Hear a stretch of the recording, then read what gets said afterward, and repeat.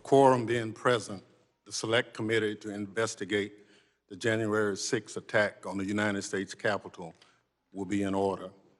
The Select Committee is meeting today to receive testimony on the law enforcement experience on January 6th. Without objection, the chair is authorized to declare the committee in recess at any time. I now recognize myself for an opening statement. Let me say a few words at the outset about this committee's work and how, as chairman, I plan to run things. We're going to be guided solely by the facts of what happened on January 6th in the run up to that tragic day and what has taken place since. That's what we're charged to do by House Resolution 503. There's no place for politics or partisanship in this investigation.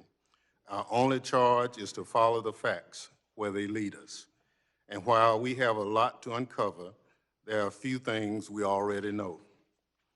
We know that the insurrection on January 6th was a violent attack that involved vicious assault on law enforcement. We know there's evidence in a coordinated, planned attack. We know that men and women who stormed the Capitol wanted to derail the peaceful transfer of power in this country. We know that 7 people lost their lives, that more than 140 police officers suffered injuries. We know that efforts to subvert our democracy are ongoing, and a major part of the Select Committee's work will be to find ways to eliminate that threat.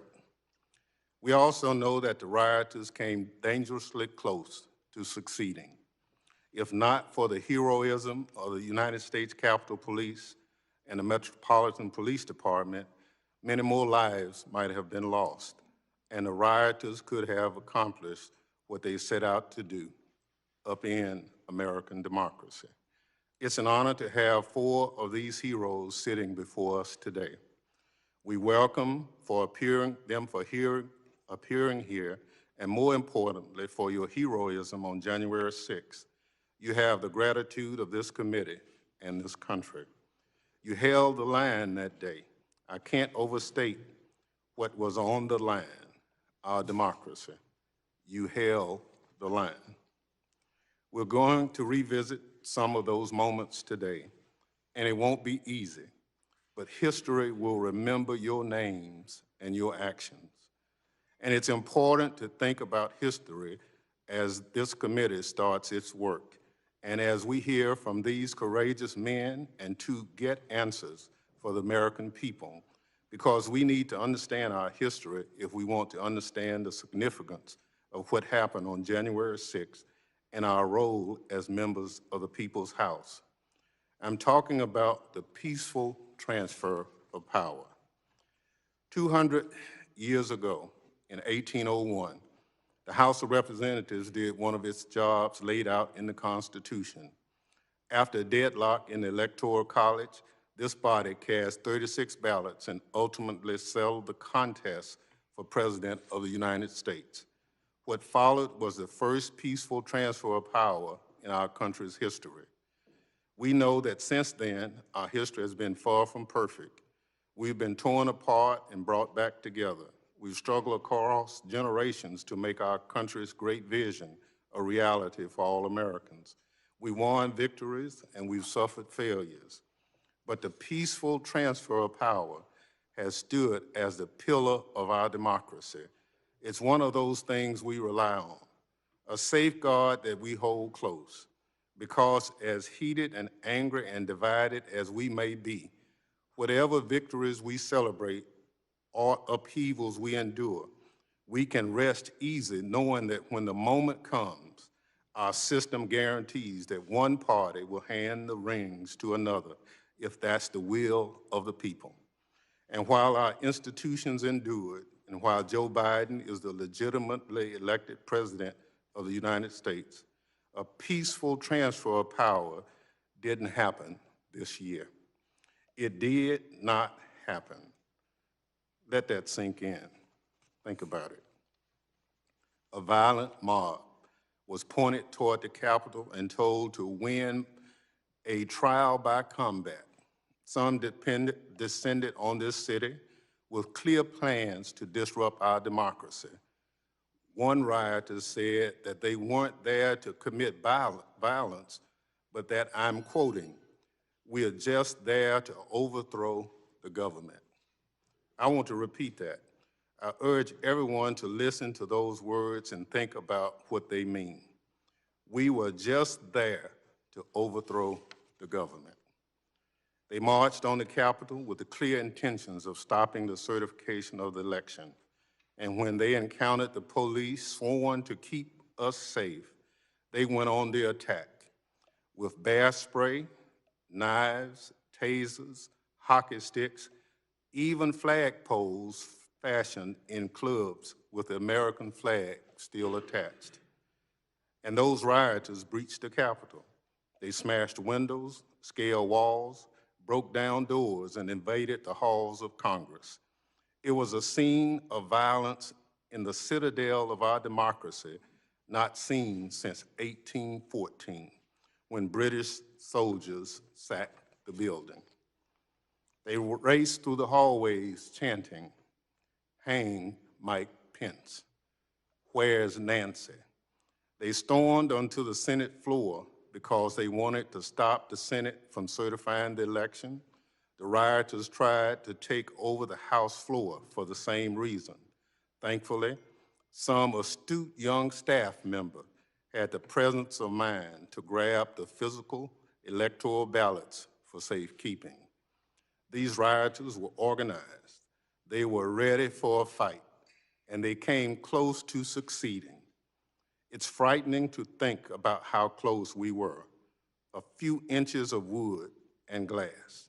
An officer turning left instead of turning right.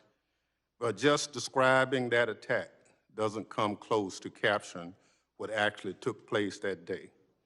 So we're going to see some of what our witnesses saw on January 6th. Let's see the video, please. But please be advised that it contains graphic images and strong language, which many may find disturbing.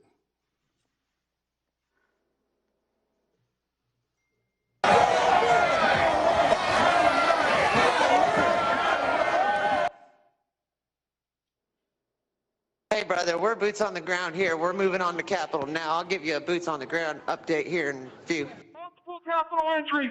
Multiple Capitol entries!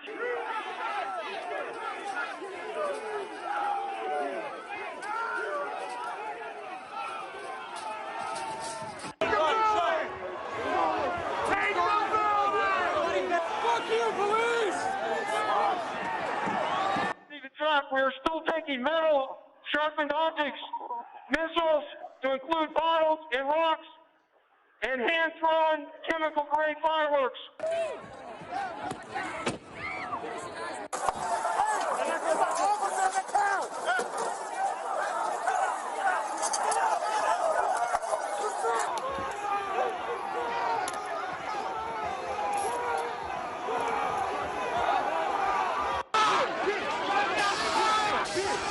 This is now effectively a riot. 1349 hours declaring it a riot.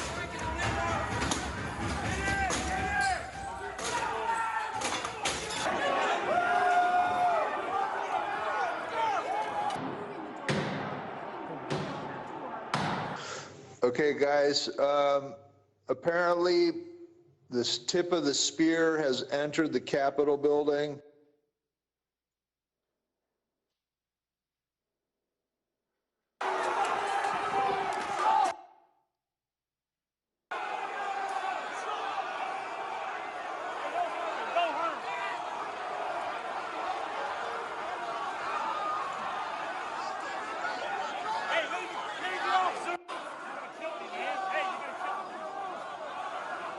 If I give this up, they're going to have direct access. At least this Capitol we can defend.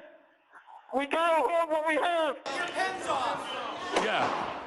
The fuck? Take your pins off.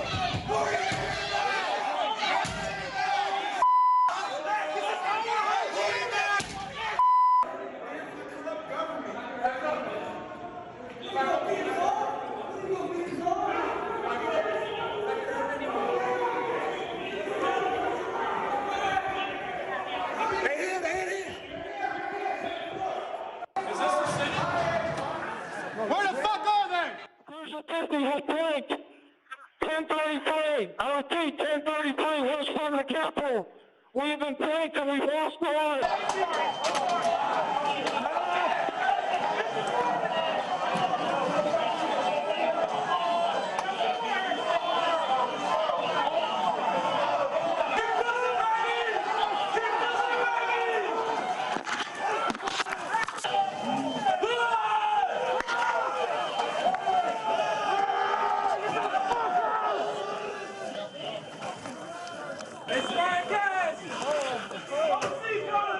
Lock the shields! Lock them together!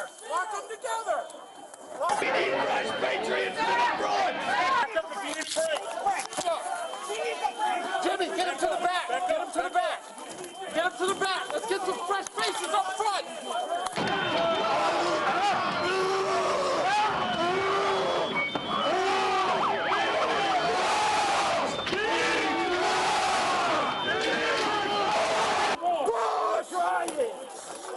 All right, let me out! Let's get out here!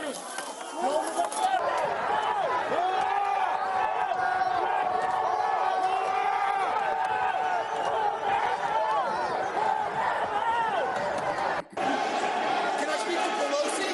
Yeah, we're coming, bitch!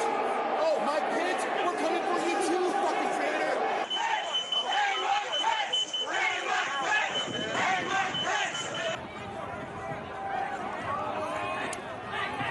They've got the gallows set upside this Capitol building. It's time to start fucking using them. Start making a list, put all those names down, and we start hunting them down one by one. Traitors get guillotined! Mobilize in your own cities, your own counties, storm your own Capitol buildings, and take down every one of these corrupt motherfuckers. So we fucking need to have 30,000 guns up here. That's true.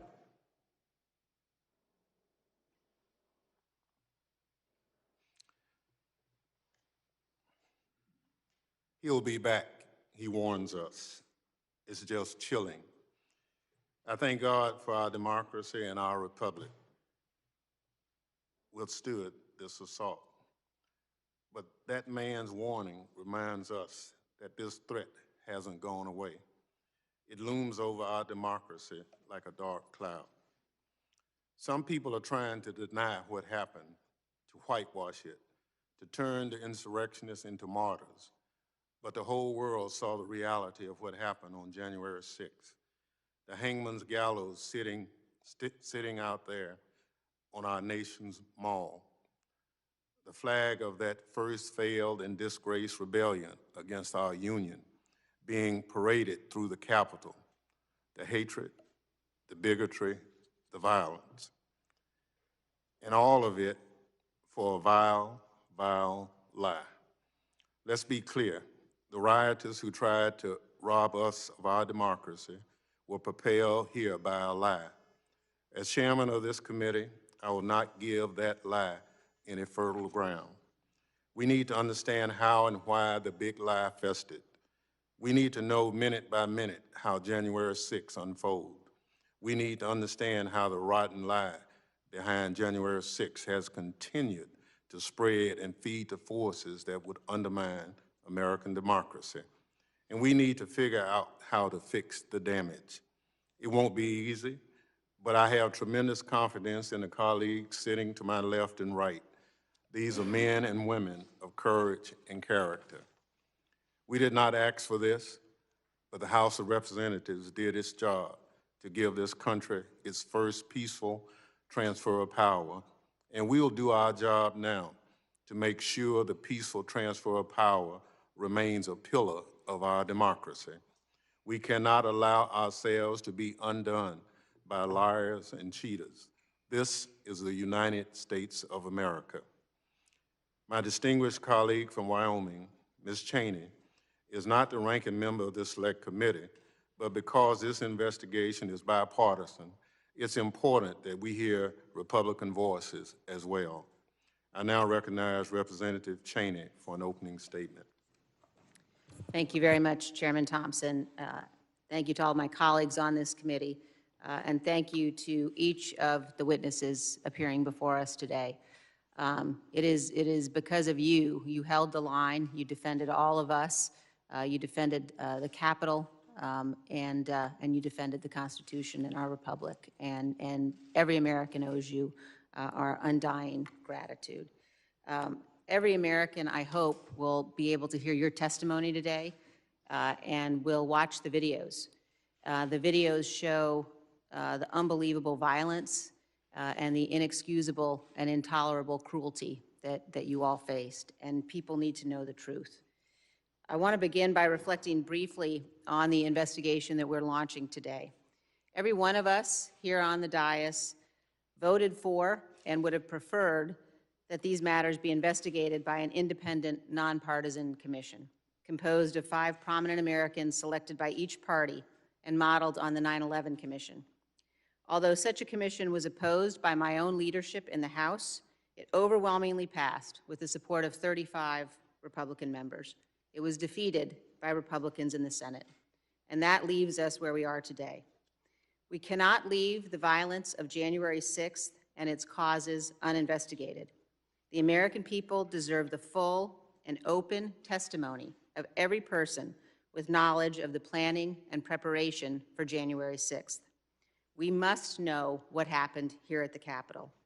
We must also know what happened every minute of that day in the White House, every phone call, every conversation, every meeting leading up to, during, and after the attack. Honorable men and women have an obligation to step forward.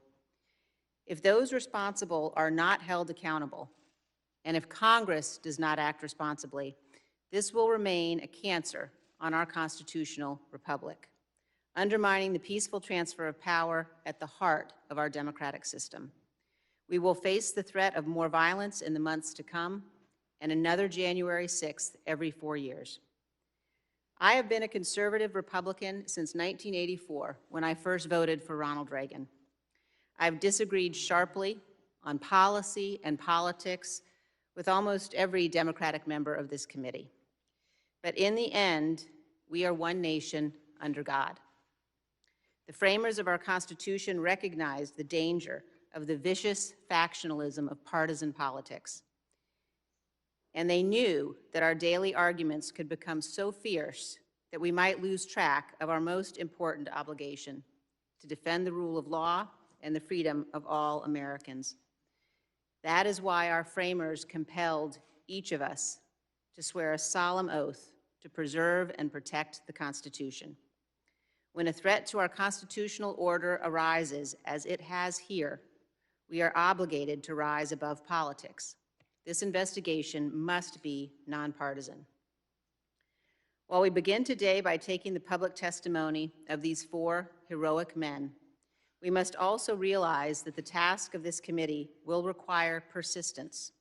We must issue and enforce subpoenas promptly. We must get to objective truth. We must overcome the many efforts we are already seeing to cover up and obscure the facts. On January 6th and in the days thereafter, almost all members of my party recognized the events of that day for what they actually were. One Republican, for example, said, quote, "What is happening at the U.S. Capitol right now is unacceptable and un-American.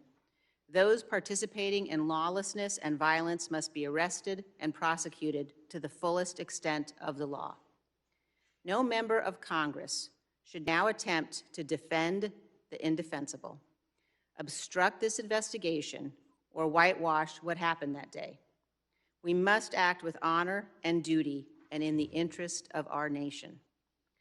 America is great because we preserve our democratic institutions at all costs.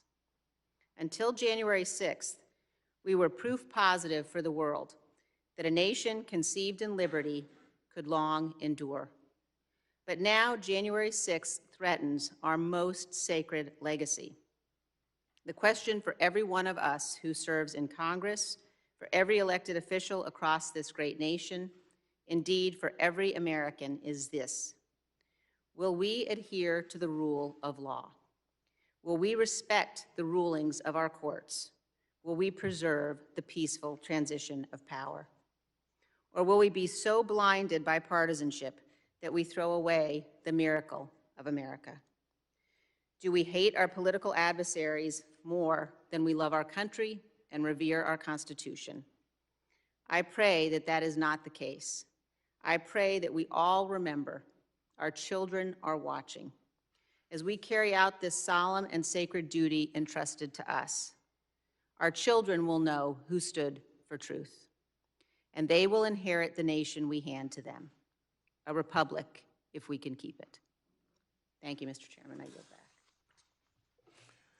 Thank you, Representative Cheney. I will now introduce our witnesses. We're joined today by Sergeant Aquilino Gonell of the United States Capitol Police.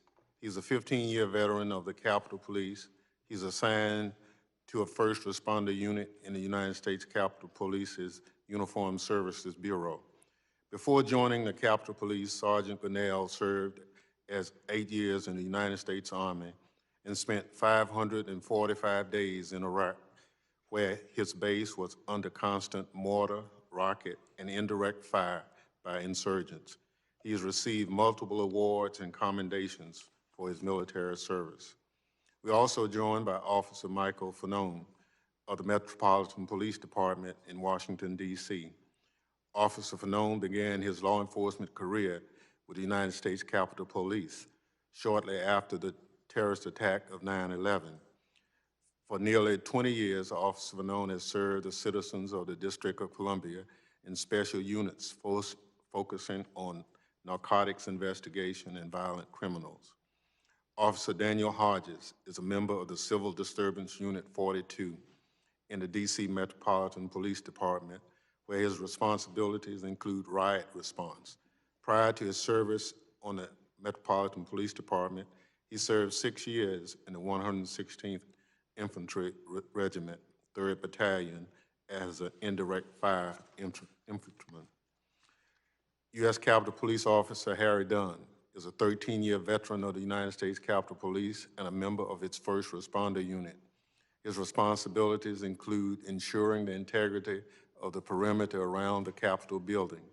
Officer Dunn has been among the first Capitol Police officers to describe what happened to law enforcement on January 6. I will now swear in our witnesses. Witnesses will please rise and raise their right hand.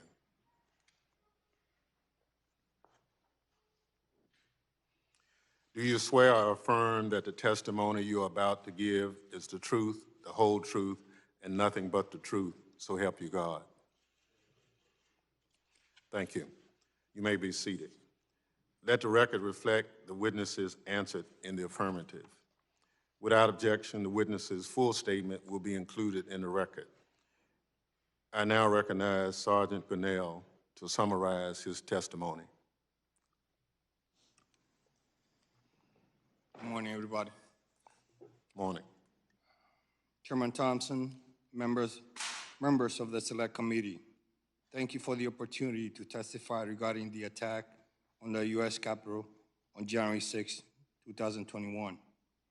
It is with honor and heavy heart that I come before you to tell you my story from a painful first-hand experience of what happened that terrible day at the Capitol. I'm providing this testimony solely on my personal capacity and not as a representative of the U.S. Capitol. It is imperative that the events of January 6 are fully investigated, and the Congress and the American people know the truth of what actually occurred, and that all those responsible are held accountable, particularly to ensure that horrific and shameful event in our history never repeats itself. I applaud you for pursuing this objective. Even though there is overwhelming evidence to the contrary, including hours and hours of videos and photographic coverage, there is a continuous shocking attempt to ignore or try to destroy the truth of what truly happened that day, and to whitewash the facts into something other than what they all mistakenly reveal, an attack on our democracy by a violent domestic extremist and a stain on our history and our moral standing here at home and abroad.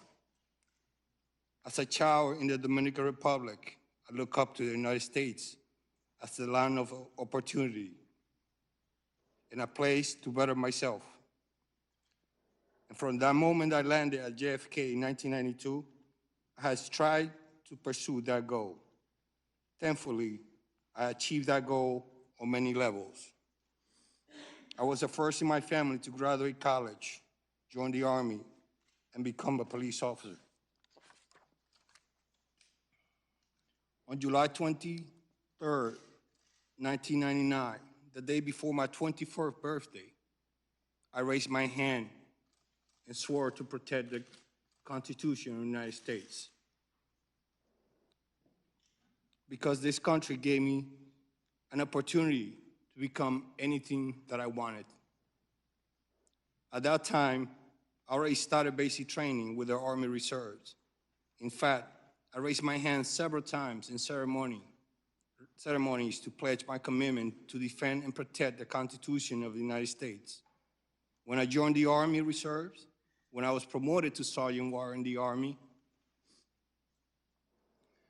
when I was promoted during my naturalization ceremony, and when my reenlistment in the Army, when I joined the United States Capitol Police, and lastly, when I was promoted to Sergeant 3 years ago. I have always taken my oath seriously.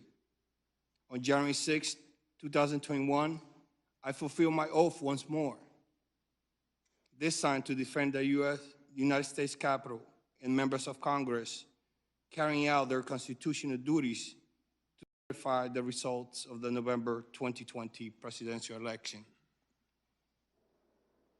To be honest, I did not recognize my fellow citizens who stormed the Capitol on January 6, or the United States that they claim to represent.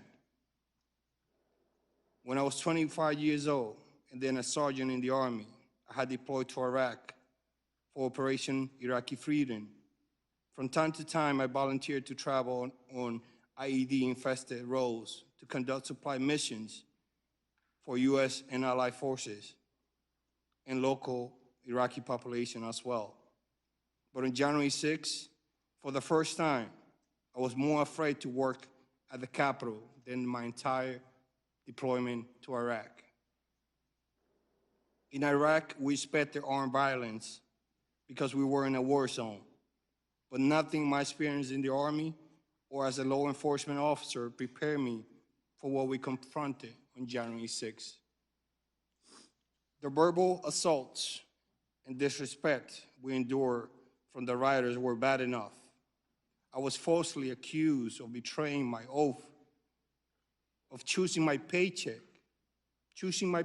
over my loyalty to the U.S. Constitution, even as I defended the very democratic process that protected everyone in the hostile crowd.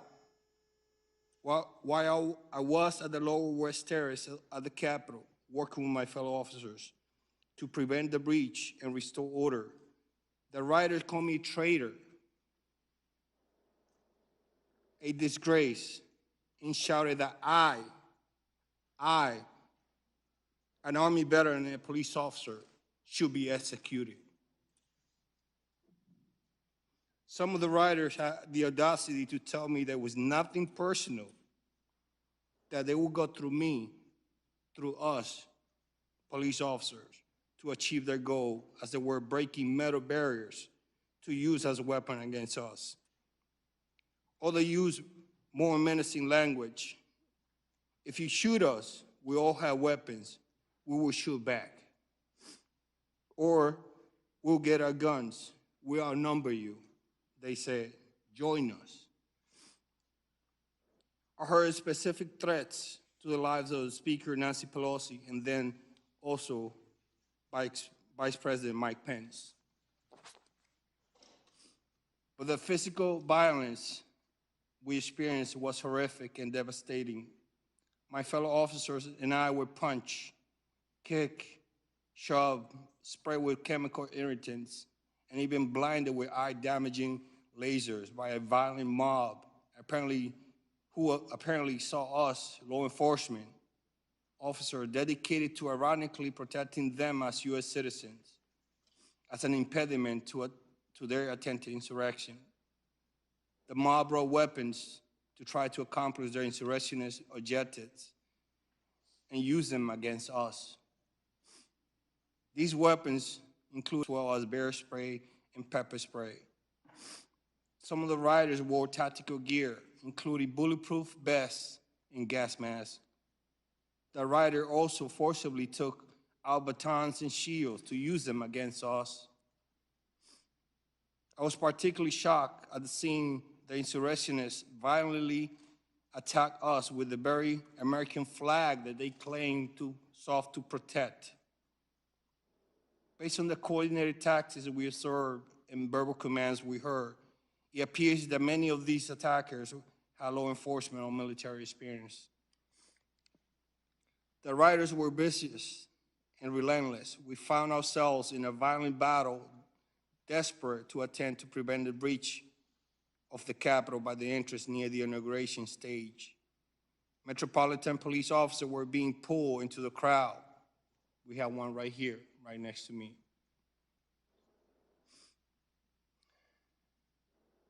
As we tried to push the rioters back from the breach in the Capitol, in my attempt to assist two MPD officers, I grabbed one by the officer by the back of the collar and pulled him back to the police line. When I tried to help the second officer, I fell on top of some police shields on the ground that were slippery because of the pepper spray and bear spray. Rioters immediately began to pull me by my leg, by my shield, by my gear strap on my left shoulder. My survivor's instincts kicked in, and I started kicking and punching as I tried in vain to get MPD officer attention behind and above me. But they could not help me because they also were being attacked. I finally was able to hit the rider who was grabbing me with my baton and able to stand. And then I continued to fend off new attackers as they kept rotating and attacking us again and again. What we were subjected that day was like something from a medieval battle. We fought hand to hand, inch by inch, to prevent an invasion of the Capitol by a violent mob intent on subverting our democratic process. My fellow officers and I were committed to not letting any rioters breach the Capitol. It was a prolonged and desperate struggle. The rioters attempted to breach the Capitol were shouting, "Trump, send us. Pick the right side. We want Trump." I vividly heard officers screaming in agony and pain just an arm length from me. I didn't know at that time, but that was Officer Hodges, and he's here today to testify. I too was being crushed by the rioters. I could feel myself losing oxygen and recall thinking to myself, this is how I'm going to die, defending this entrance. Many of the officers fighting alongside me were calling for shields because their shields had been stripped from them by the rioters. I was one of the few officers left with a shield, so I spent the majority of my time at the front of the line. I later find out that my wife and relatives were here in the U.S. and abroad.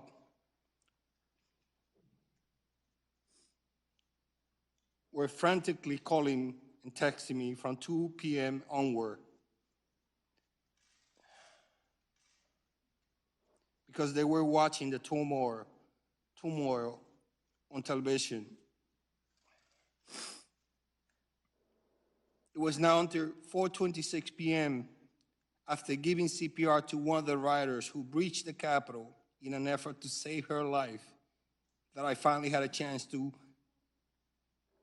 let my own family know that I was alive.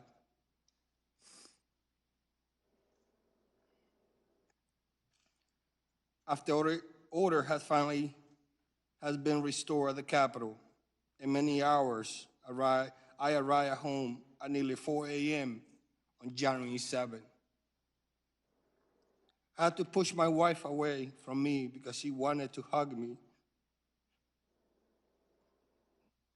And I told her no because of all the chemical that my uniform had on.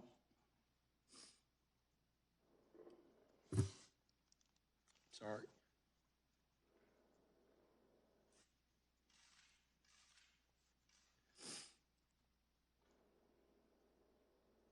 I couldn't sleep because the chemical reactivated after I took a shower, and my skin was burning. I finally fell asleep 2 hours later, completely physically and mentally exhausted. Yet by 8 o'clock a.m., I was already back on my way back to the Capitol.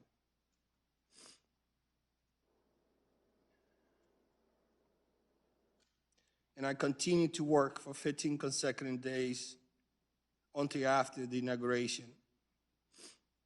I made sure to work despite my injuries because I wanted to continue doing my job and help secure the Capitol complex. More than 6 months later, I'm still trying to recover from my injuries. Many of my fellow Capitol officers, as well as MPD officers, suffer several physical injuries from the violence inflicted on us on January 6th. I sustained injuries on both my hands, my left shoulder, my left calf, and my right foot. I already had undergone bone fusion surgery on my right foot, and I was just told that I need surgery on my left shoulder. I have been on medical and administrative leave for much of the past 6 months, and I expect to need further rehabilitation for possibly more than a year. There are some who express outrage when someone kneels while calling for social justice.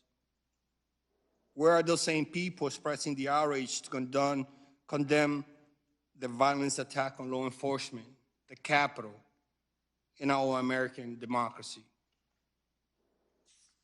I'm still waiting for them. As Americans in the world watching horror what was happening at the Capitol, we did not receive timely reinforcement and support we needed. In contrast, during the Black Lives Matter protests last year, U.S. Capitol Police had all the support we needed and more. Why the different response? Were it not for the brave members of the MPD and later on from other law enforcement agencies, I'm afraid to think what could have happened on January 6th. I want to publicly thank all the law enforcement agencies that responded to assist that day for their courage and their support.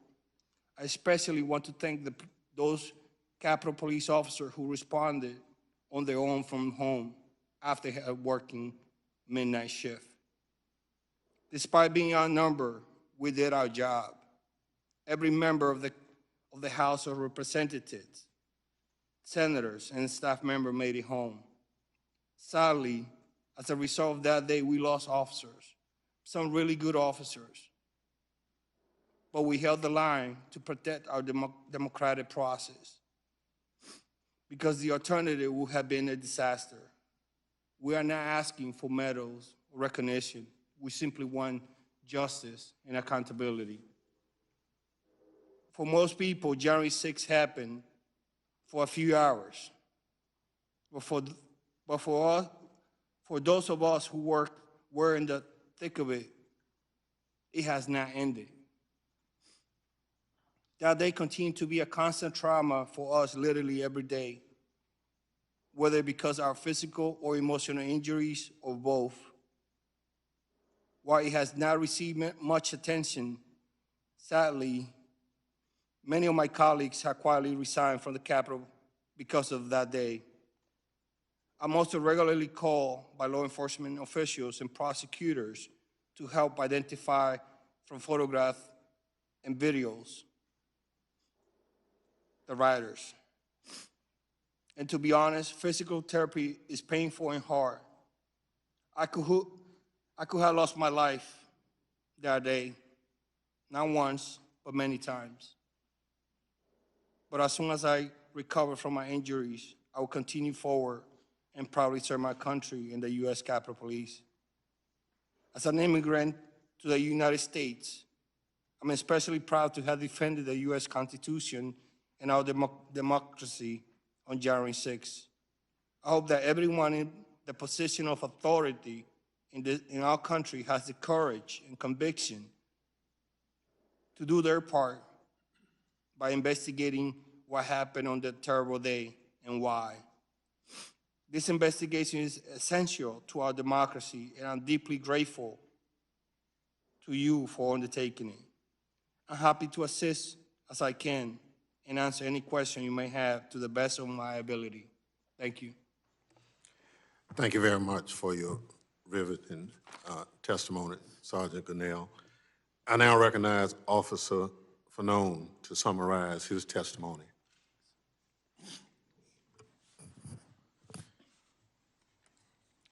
Thank you, Mr. Chairman, and members of this committee, for inviting me to provide my eyewitness testimony of the violent assault on our nation's capital on January 6, 2021. My name, for those of you who don't know, is Michael Fanone. And while I've been a sworn officer with the Metropolitan Police Department in Washington, D.C. for almost 2 decades, my law enforcement career actually began here in this building as a United States Capitol Police officer shortly after 9/11. In part because of the 2001 attack on our country by terrorists, I felt called to serve. As a Capitol Police officer, I was proud to protect this institution and dedicated members of Congress and their staff who work hard each day to uphold our American democracy. I remain proud of the work of the United States Capitol Police and MPD officers who literally commit their lives to protecting the safety of each of you and all of us in this room in our nation's capital. After leaving the United States Capitol Police, I became an MPD officer serving the residents of Washington, D.C.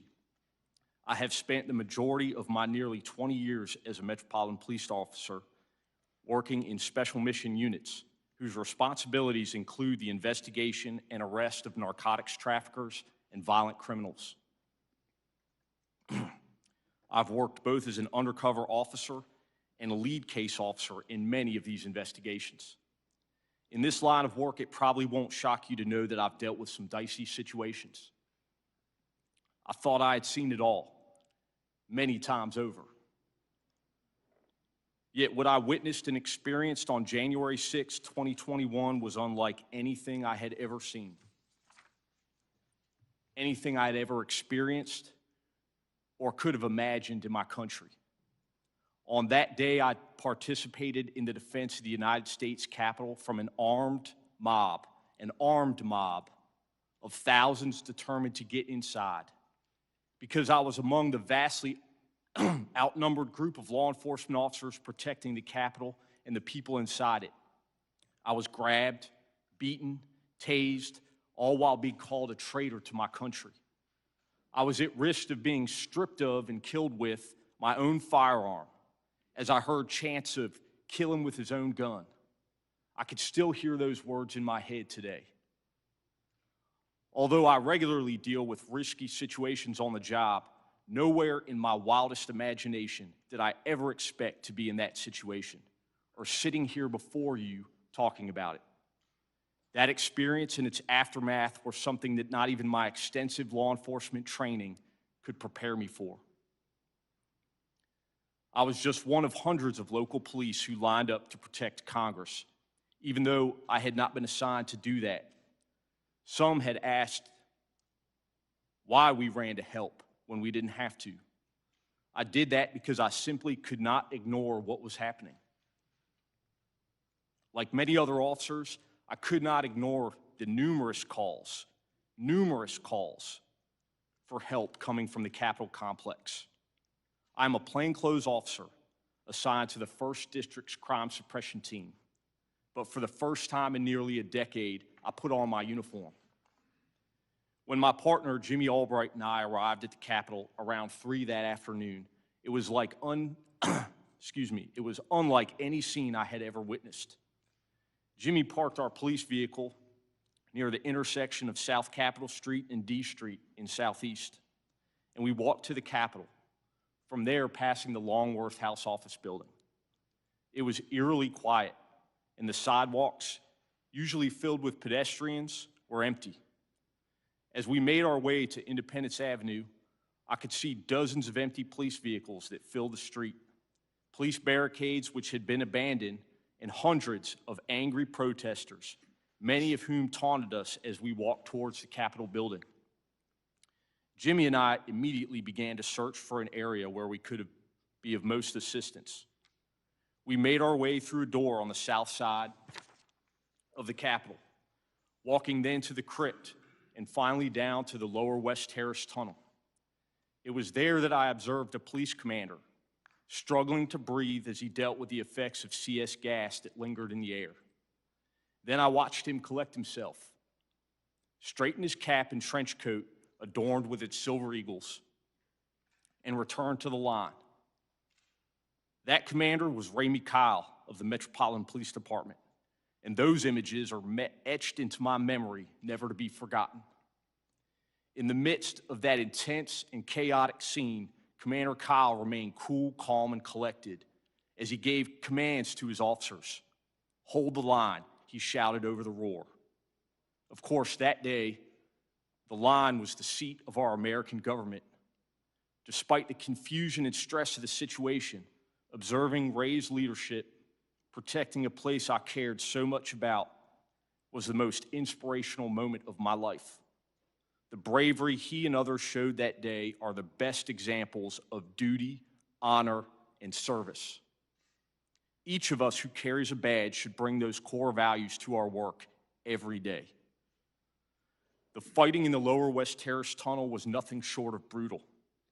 Here I observed approximately 30 police officers standing shoulder to shoulder, maybe 4 or 5 abreast, using the weight of their bodies to hold back the onslaught of violent attackers. Many of these officers were injured, bleeding, and fatigued, but they continued to hold the line. As I don't have to tell the members in this room, the tunnel is a narrow and long hallway. It is not the sort of space anyone would want to be pulled into hand-to-hand combat with an angry mob. Although the narrowness of the hallway provided what was probably the only chance of holding back the crowd from entering your personal offices, the House, and Senate chambers. In an attempt to assist injured officers, Jimmy and I asked them if they needed a break. There were no volunteers. Selflessly, those officers only identified other colleagues who may be in need of assistance. The fighting dragged on. I eventually joined the tactical line at the tunnel's entrance. I can remember looking around and being shocked by the sheer number of people fighting us. As my police body-worn camera shows, thousands upon thousands of people seemingly determined to get past us by any means necessary. At some point during the fighting, I was dragged from the line of officers and into the crowd. I heard someone scream, "I got one!" As I was swarmed by a violent mob, they ripped off my badge. They grabbed and stripped me of my radio. They seized ammunition that was secured to my body. They began to beat me with their fists and with what felt like hard metal objects. At one point, I came face to face with an attacker who repeatedly lunged for me and attempted to remove my firearm. I heard chanting from some in the crowd, "Get his gun," and "Kill him with his own gun." I was aware enough to recognize I was at risk of being stripped of and killed with my own firearm. I was electrocuted again and again and again with a taser. I'm sure I was screaming, but I don't think I could even hear my own voice. My body camera captured the violence of the crowd directed toward me during those very frightening moments. It's an important part of the record for this committee's investigation, for the country's understanding of how I was assaulted and nearly killed as the mob attacked the Capitol that day. And I hope that everyone will be able to watch it. The portions of the video I've seen remain extremely painful for me to watch at times, but it is essential that everyone understands what really happened that tragic day. During those moments, I remember thinking there was a very good chance I would be torn apart or shot to death with my own weapon. I thought of my 4 daughters who might lose their dad. I remain grateful that no member of Congress had to go through the violent assault that I experienced that day.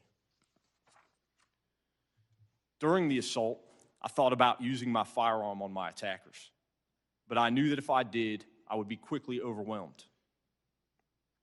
And that, in their minds, would provide them with the justification for killing me. So I instead decided to appeal to any humanity they might have. I said as loud as I could manage, "I've got kids." Thankfully, some in the crowd stepped in and assisted me. Those few individuals protected me from a crowd and inched me toward the Capitol until my fellow officers could rescue me. I was carried back inside. What happened afterwards is much less vivid. I had been beaten unconscious and remained so for more than 4 minutes. I know that Jimmy helped to evacuate me from the building and drove me to MedStar Washington Hospital Center, despite suffering significant injuries himself. At the hospital, doctors told me that I had suffered a heart attack, and I was later diagnosed with a concussion, a traumatic brain injury, and post-traumatic stress disorder.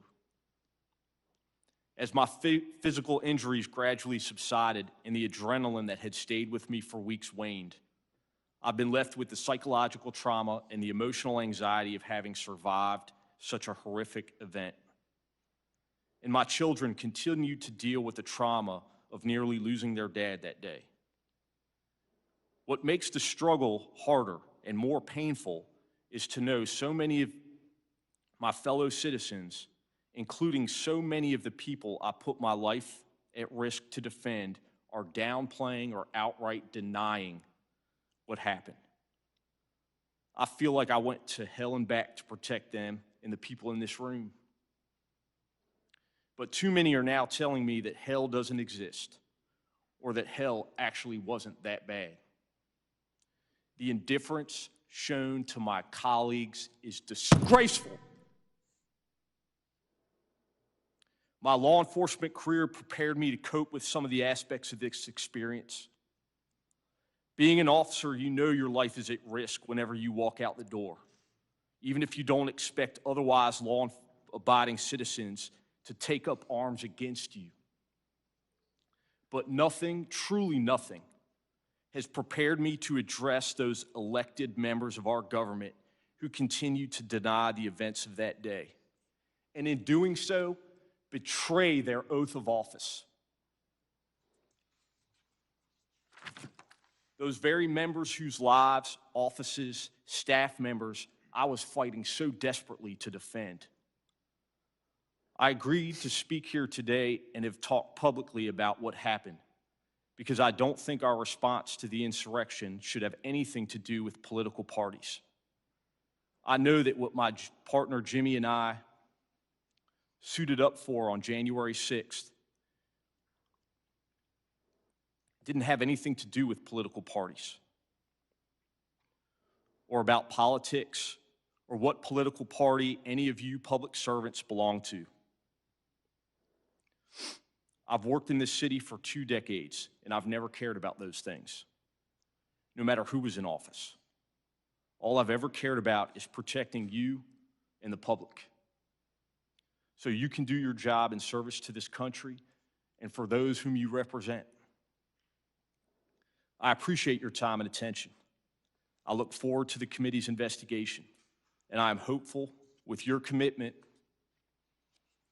we as a country will confront the truth of what happened on January 6th and do what is necessary to make sure this institution of our democracy never falls into the hands of a violent and angry mob.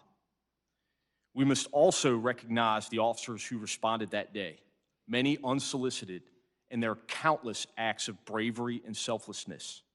It has been 202 days since 850 MPD officers responded to the Capitol and helped stop a violent insurrection from taking over this Capitol complex, which almost certainly saved countless members of Congress and their staff from injury and possibly death. The time to fully recognize these officers is now. Thank you again for the opportunity to provide my testimony here today. Thank you very much for your testimony, and I don't think there's any question you have our commitment that we will do just that as a committee. Thank you, sir. I now recognize Officer Hodges to summarize his testimony. Good morning to the committee, members of the press, and to the country. To the members of the committee, I'd like to thank you for your invitation today to provide my account of my knowledge and experiences from January 6th, 2021. As the chairman mentioned, I'm a member of Civil Disturbance Unit 42 and is working in that capacity on the day in question. We started that day at 7:30 a.m., and our assignment at the time was to maintain high visibility along Constitution Avenue, namely the blocks leading up to President's Park, where then President Donald Trump was holding his gathering. My particular station was in front of 1111 Constitution Avenue, where I stood on foot as the crowd poured down the street and into the park. There were a significant number of men dressed in tactical gear attending the gathering, wearing ballistic vests, helmets, goggles, military face masks, backpacks, and without identifiable visible law enforcement or military patches. They appeared to be prepared for much more than listening to politicians speak in a park. Two of my colleagues were approached by a group of 3 to 4 of such men. They were white men in good shape with load-bearing vests equipped with molly pouches. They were wearing BDUs or battle dress uniform pants, tactical boots, black sunglasses, and short haircuts. They had radios, and one was equipped with an earpiece. After a bit of small talk, one of them asked my colleague something to the effect of, "Is this all the manpower you have? Do you really think you're going to be able to stop all these people?" Dumbfounded, my colleague simply expressed they didn't understand what the speaker meant, and the group continued on. As the day went on and speakers in the park said their piece, I monitored the crowd on the radio. Over the radio, I heard our gun recovery unit working constantly, monitoring those in the crowd suspected of carrying firearms, making arrests and seizures when possible. Multiple gun arrests were made from January 5th through the 7th against those attending and likely had attended or planned to attend Donald Trump's gathering. Unfortunately, due to the course of events that day, we will never know exactly how many were carrying firearms and other lethal weapons. I don't know what time it was, but eventually the flow of the foot traffic reversed, with people leaving President's Park and traveling eastbound down Constitution Avenue towards the United States Capitol. At approximately 12:30 p.m., I noticed a commotion about half a block to my east, and I saw the crowd starting to coalesce around 2 figures. I ran to where they were and found a confrontation at the intersection of 10th and Constitution Avenue Northwest. One counter-protester, a black man, was backpedaling away from a white man in a Trump-labeled face mask who was closely following him with an outstretched arm. Myself and my colleague first arrived and physically separated the two, but a crowd of Donald Trump's people had gathered. They attempted to bait the counter-protester into attacking, shouting insults such as, "Your mother's a whore," and accusing him of hiding behind the cops. Eventually, enough MPD members had gathered to move along the crowd, who continued eastbound toward the Capitol building, and the counter-protester departed northbound on 10th Street. Returning to my post, I continued to monitor the radio. I could hear Commander Glover leading the defense efforts at the Capitol as the protesters began their transition from peaceful assembly into terrorism. I became agitated and wished we could move in to support as I could hear the increasing desperation in the commander's voice, yet we still had to wait for our orders to change. And eventually they did. At approximately 1:30 p.m., the commander authorized rapid response platoons to deploy their hard gear and respond to the Capitol, including CDU 42. The last thing I remember hearing over the air before departing for the Capitol grounds was confirmation that our explosive ordnance disposal team had discovered a device.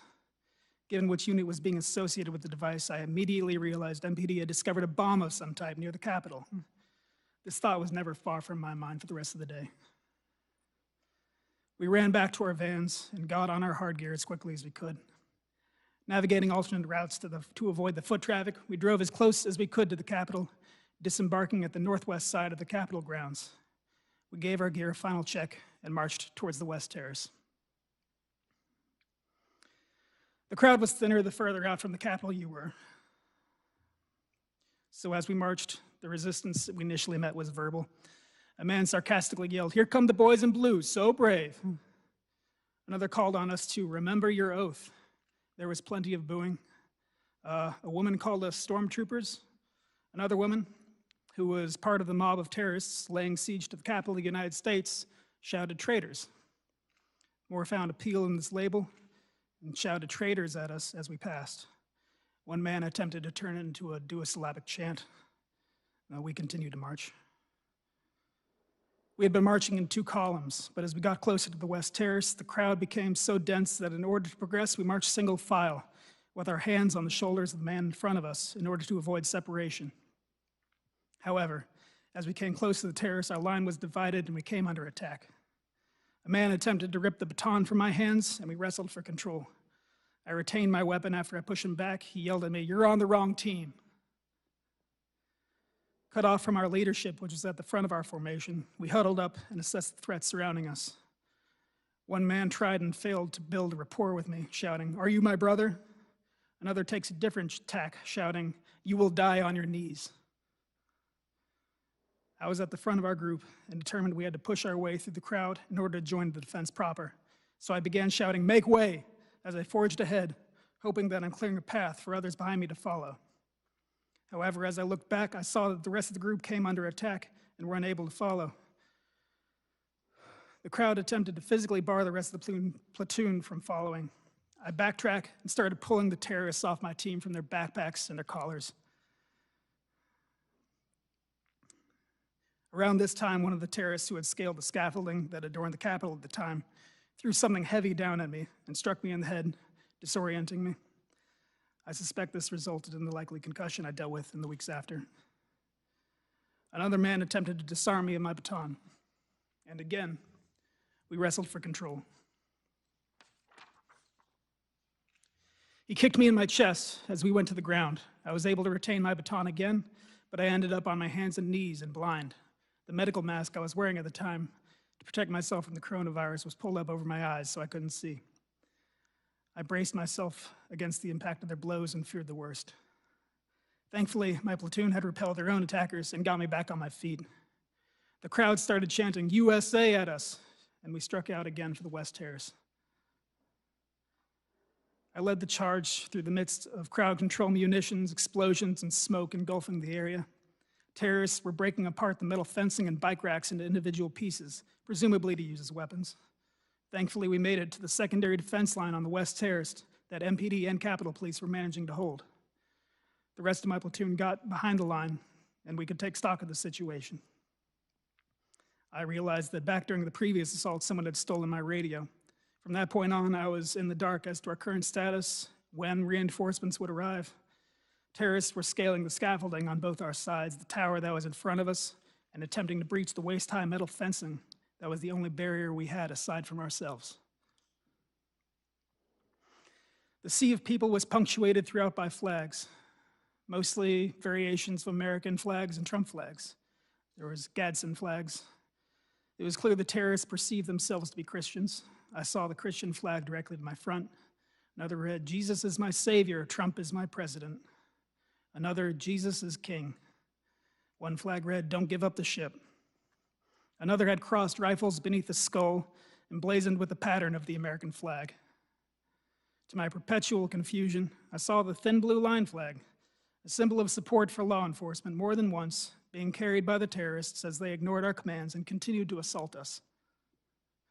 The acrid sting of CS gas or tear gas and OC spray, which is mace, hung in the air as the terrorists threw our own CS gas canisters back at us and sprayed us with their own OC. Either they bought themselves or stole from us. Later, I learned at least one of them was spraying us in the face with wasp spray.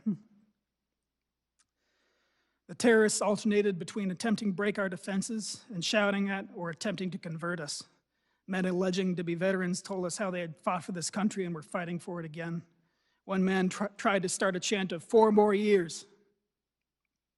Another shouted, "Do not attack us, we're not Black Lives Matter," as if political affiliation is how we determine when to use force. A man in a QAnon hoodie exclaims, "This is the time to choose which side of history to be on."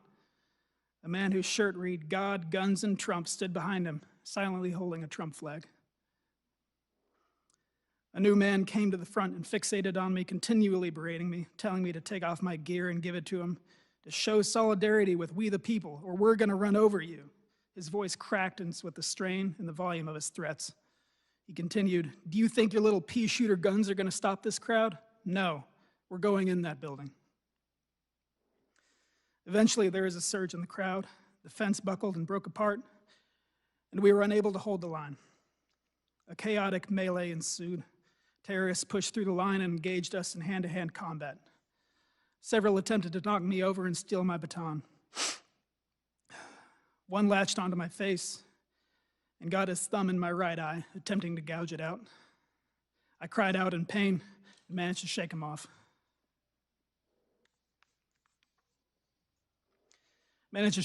Before any permanent damage was done.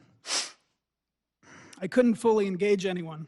For the moment I do is when another 20 terrorists move in to attack while my hands are full. It was all we could do to keep ourselves on our feet and continue to fall back. I'm sprayed with a fire extinguisher, and a red smoke grenade burns at our feet. In the fight, a terrorist is knocked to the ground and his jacket rides up, exposing a large hunting knife on his belt. I, along with several other officers, piled on him, while another removed the knife from his person. He regained himself unharmed and shouts indignantly, "What are you doing? What are you guys doing?" At this point, the terrorists had claimed most of the western terrace, cornering myself and other officers on the southern edge. We found a side stair off of the terrace up to an upper landing, followed by more stairs up and inside.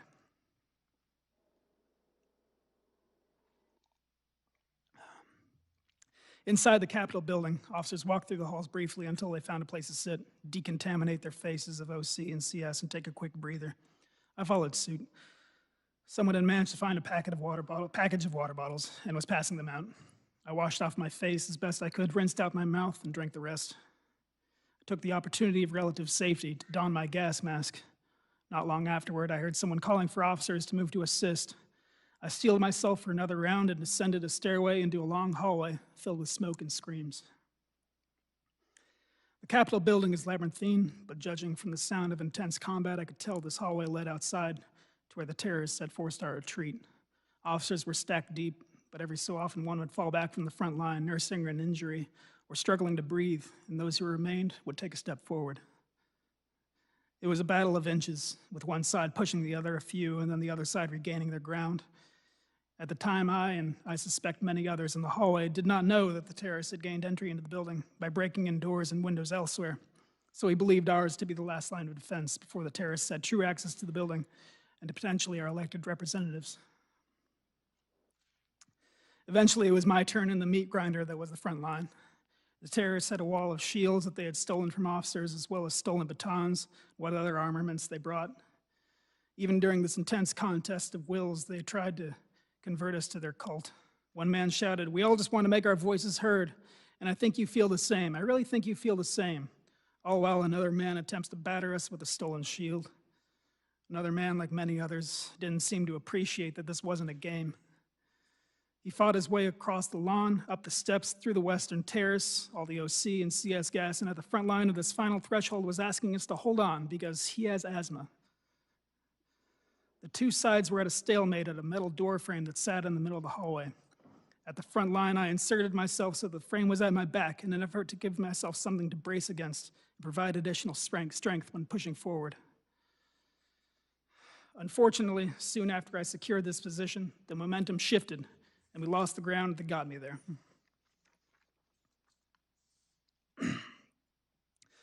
On my left was a man with a clear riot shield stolen during the assault. He slammed it against me and, with all the weight of the bodies pushing behind him, trapped me.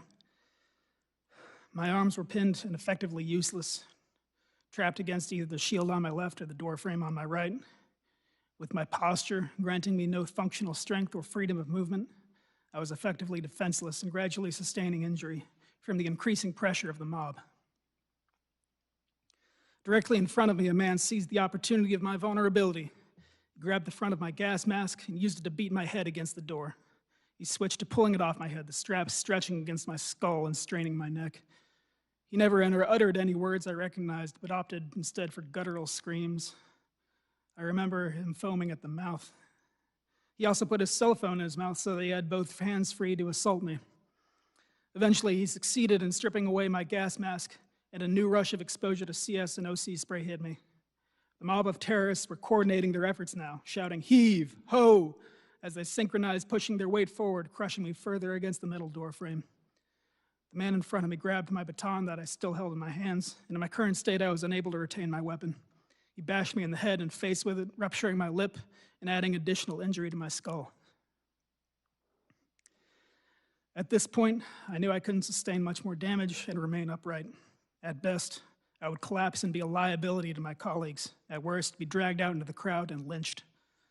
Unable to move or otherwise signal the officers behind me that I needed to fall back, I did the only thing that I could do and screamed for help.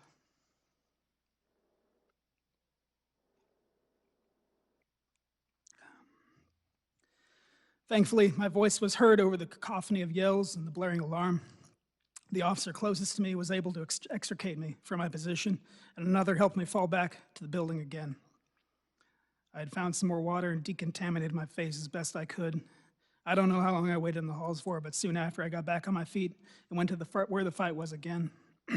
Until reinforcements arrived, every able body made a difference. Without my gas mask, I was afraid I'd be a liability in the hallway, so I took the exit outside of the upper landing above the West Terrace. I found a police line being held and the terrace encircling us, much like on the West Terrace lower. It was getting later in the day, however, and it appeared we weren't the only ones getting tired. It seemed most of the mob was content to yell rather than try and break our line again. After some time of guarding the upper landing, I saw reinforcements arrive from the south. I'm not sure which law enforcement agency it was, but I turned to them and I started clapping, as it was a sign that badly needed help was starting to finally arrive. Soon after that, I started feeling the effects of the day taking their toll and went back inside to rest. Gradually, all the members of CDU 42 gathered in the room known as the Capitol Crypt. We checked on each other and convalesced, glad to see each other in one piece. Despite our exhaustion, we would have ran out into the fight again should the need have arisen. Thankfully, as the day wore on, more and more resources had arrived at the Capitol to drive off the terrorists. We stayed in the crypt until quite late. And even after we were allowed to leave the grounds, we didn't get to go home. Those who needed immediate medical attention took a van to the local hospital, while the rest of us parked near the city center until the city was deemed secure enough for us to check off. I believe we finally got that message around 1 a.m. the following morning. We drove back to the 4th District and from there went home. Thank you for letting me testify. Thank you very much for your testimony. I now recognize Officer Dunn to summarize his testimony.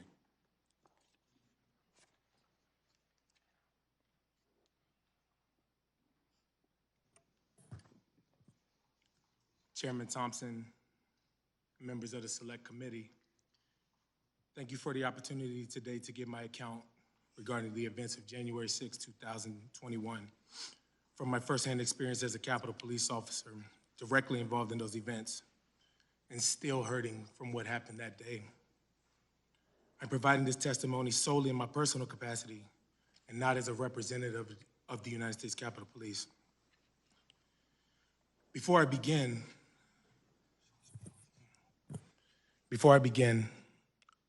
I'd like to take a moment of my time to ask for a moment of silence for my fallen colleague, Officer Brian Sicknick, who died from injuries he sustained in the line of duty defending the capital of our beloved democracy.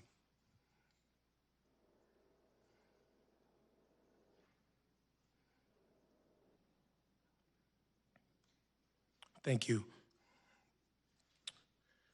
I reported for duty at the Capitol as usual early on the morning of January 6th.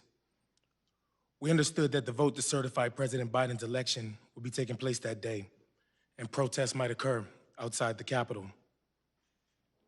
But we expected any demonstrations to be peaceful expressions of First Amendment freedoms, just like the scores of demonstrations we had observed for many years. After roll call, I took my overwatch post on the east front of the Capitol, standing on the steps that led up to the Senate chamber. As the morning progressed, I did not see or hear anything that gave me cause for alarm.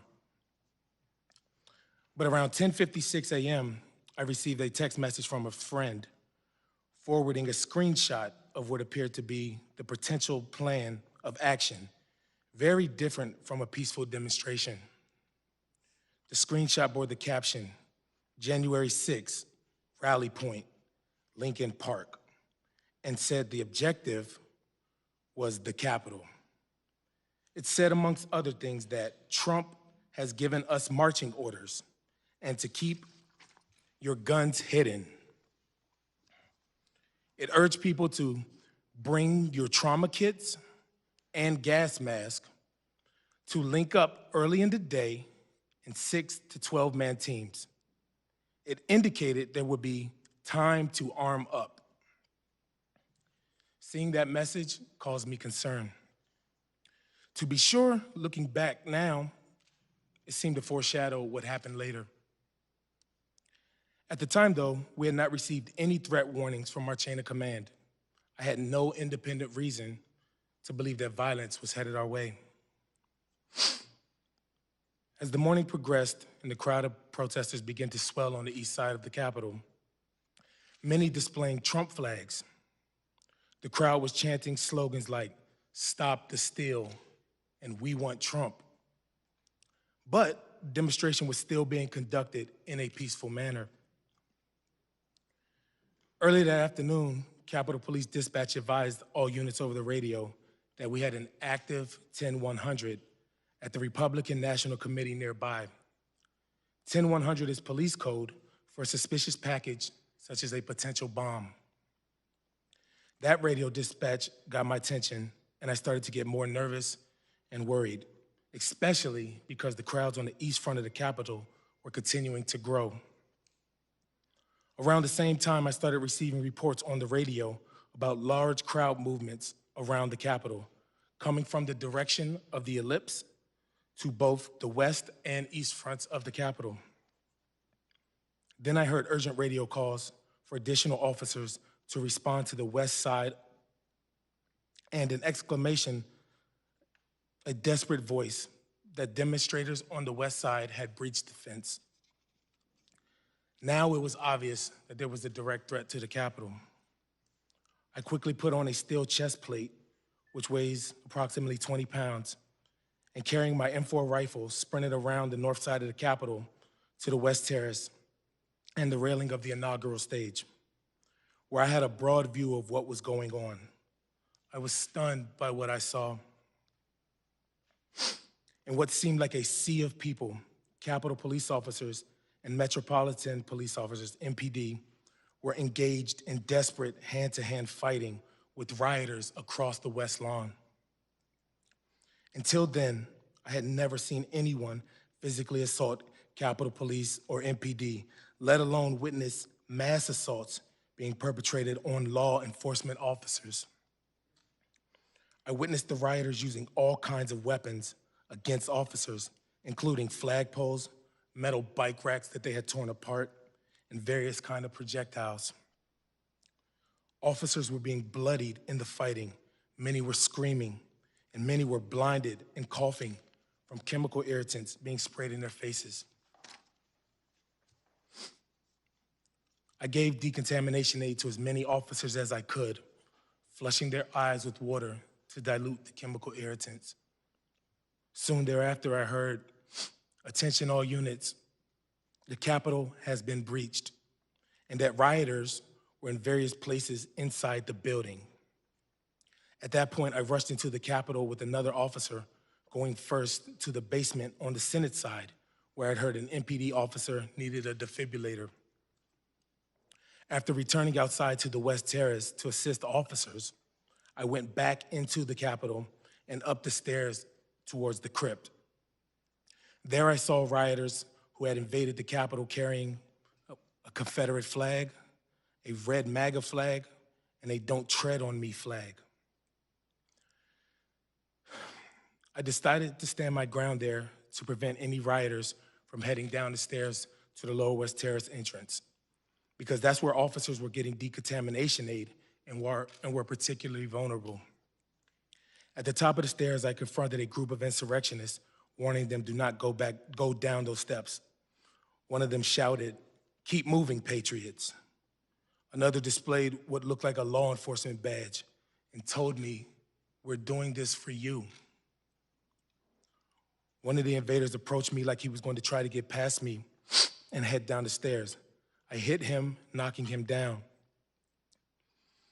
After getting relieved by other officers in the crypt, I took off running upstairs towards the speaker's lobby and helped a plainclothes officer who was getting hassled by insurrectionists.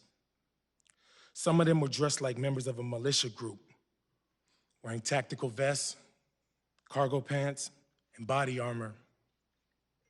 I was physically exhausted, and it was hard to breathe and to see because of all the chemical spray in the air.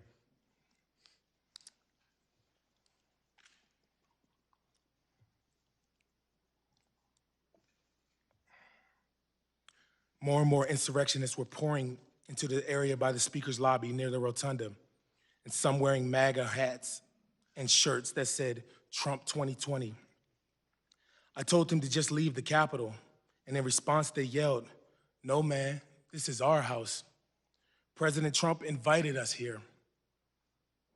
We're here to stop the steal. Joe Biden is not the president. Nobody voted for Joe Biden." I'm a law enforcement officer, and I do my best to keep politics out of my job. But in this circumstance, I responded, "Well, I voted for Joe Biden. Does my vote not count? Am I nobody?" That prompted a torrent of racial epithets. One woman in a pink MAGA shirt yelled, "You hear that, guys? This nigger voted for Joe Biden." Then the crowd, perhaps around 20 people, joined in screaming, "Boo, fucking nigger." No one had ever called me a nigger while wearing the uniform of a Capitol Police officer. In the days following the attempted insurrection, other Black officers shared with me their own stories of racial abuse on January 6th. One officer told me he had never, in his entire 40 years of life, been called a nigger to his face, and that streak ended on January 6th. Yet another Black officer later told me he had been confronted by insurrectionists in the Capitol who told him, "Put your gun down and we'll show you what kind of nigger you really are." To be candid, the rest of the afternoon is a blur. But I know I went throughout the Capitol to assist officers who needed aid and help expel more insurrectionists. In the crypt, I encountered Sergeant Gunnell, who was giving assistance to an unconscious woman who had been in the crowd of rioters on the west side of the Capitol. I helped to carry her to the area of the House Majority Leader's office, where she was administered CPR. As the afternoon wore on, I was completely drained, both physically and emotionally, and in shock and total disbelief over what had happened. Once the building was cleared, I went to the rotunda to recover with other officers and share our experiences from what happened that afternoon.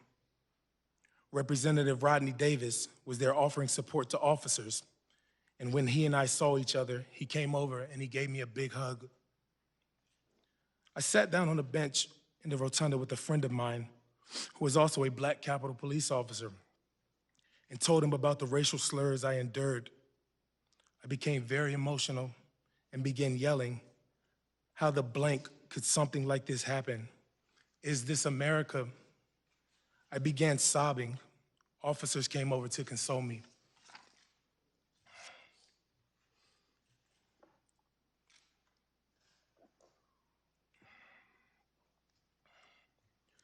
Later on January 6th, After order and security had been restored in the Capitol through the hard work and sacrifices of law enforcement,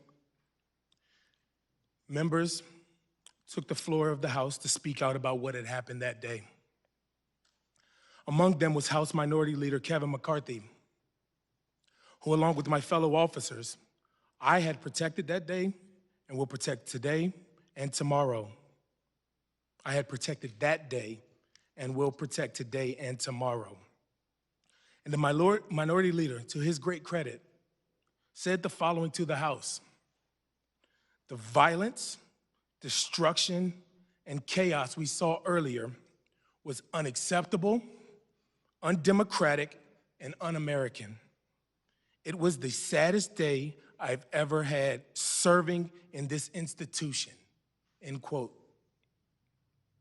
Members of the Select Committee, the minority leader was absolutely right. How he described what took place in the Capitol. And for those of us in the Capitol Police who serve and revere this institution and who love the Capitol building, it was the saddest day for us as well. More than 6 months later, January 6th still isn't over for me.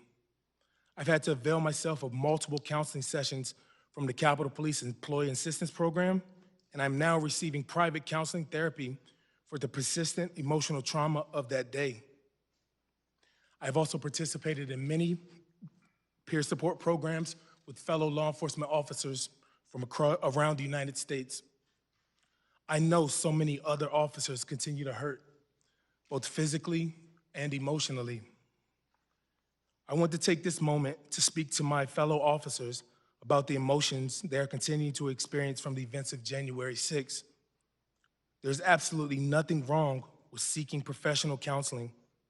What we went through that day was traumatic, and if you are hurting, please take advantage of the counseling services that are available to us. I also respectfully ask that this select committee review the available resources, the services available to us, and consider whether they are sufficient enough to meet our needs, especially with respect to the amount of leave that we are allowed. In closing, we can never again allow democracy to be put in peril, as it was on January 6th. I thank the members of the Select Committee for your commitment to determine what led to disaster at the Capitol on January 6th, what actually took place that day, and what steps should be taken to prevent such an attack on our democracy from ever happening again. I also want to thank and acknowledge my brothers and sisters in blue who fought alongside me on January 6th to protect our democracy.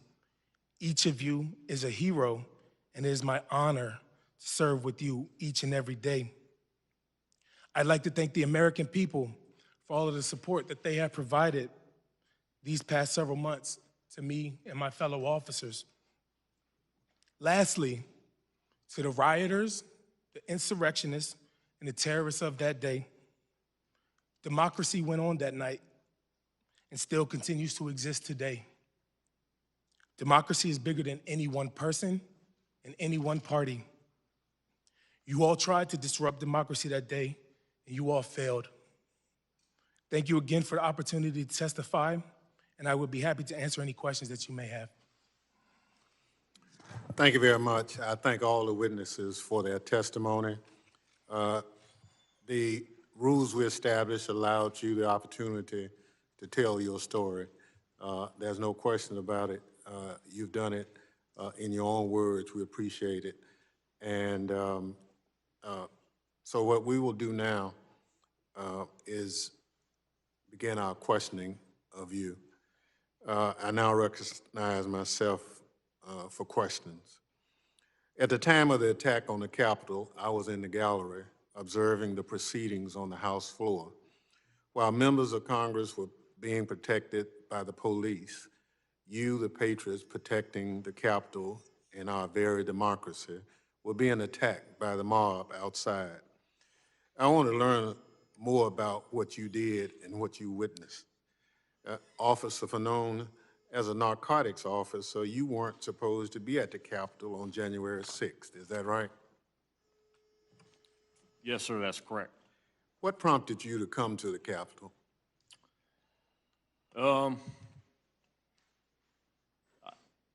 mean, I was listening to the radio transmissions, specifically those coming from now Commander Robert Glover, who was the on-scene commander. If you've listened to those transmissions, he identifies himself as Cruiser 50. I heard things that I'd never heard before in my law enforcement career. In addition to the numerous distress calls or 1033s that I heard, which are, while not commonplace, also not uncommon in policing. I heard things like, the declaration of a citywide 1033, which in my career, to my recollection, has only been utilized in addition to the 9/11 attacks on the Navy Yard attack. And so I found that particularly distressful. Also, you could hear the tone of the individual officers' voices. They were scared. They were, clearly outnumbered and being violently assaulted. Thank you. So basically, the radio traffic, the 1033 signal on the radio, and your basic law enforcement instincts said your fellow comrades needed help, and therefore you made your way along with your friend to the Capitol. Yes, sir. So, so you went anyway, and let me thank you for that. And I understand a number of other people did the same. Officer Hodges, we've seen the harrowing video of you being crushed in a doorway as you bravely fought to keep the mob from breaching the Capitol. Many of your fellow officers' acts of heroism were not captured on video and are not therefore known to the public. Can you please share with the committee other acts of heroism by your colleagues on January 6th that you're aware of? Absolutely. One of my sergeants, Sergeant Brian Peake, while fighting to maintain control over the barricades on the West Terrace, was struck by a rioter and fractured and severely lacerating his right index finger. He kept in the fight for several more hours after that. He just put some tape on it and a napkin and went back to work. He was there for several hours before finally accepting medical evac. He ended up having to have the tip of his finger removed. Another officer who was out there in the fight with us, he, much like myself, he had a large, heavy object thrown and struck his head. He wasn't as lucky as me, though. He has suffered lost time from that day, and he remains still out on medical leave. Even today, he has not returned to work, but at the time, he was still fighting. Another officer, he was fought on the West Terrace and in the tunnel, was instrumental to the defense. After being completely soaked with OC spray, was shocked several times by a cattle prod one of the terrorists brought with them. When I went over my testimony, my opening statement before, I mentioned that we were attacked outside the secondary defense line on the West Terrace, and after we rallied there, we continued onward. I know that another officer found a Capitol Police officer who was being dragged out into the crowd, and he was unable to signal to us what was going on, so he charged in there by himself and got that officer back out of there. And in the process, hyperextended his knee and took several other injuries. The Washington Post and Carnegie Mellon University have estimated that there were about 9,400 terrorists out there, and I would say we had about 150, 175 officers. So any one of them could tell you any amounts of heroic acts or injuries they sustained, but these are just a few that I know of. Thank you very much. Officer Donnell, you talked about your tour in Iraq and what have you, and thank you for your service. Can you give the committee a sense of comparing those two and experiences with what you experienced on January 6th? Sure.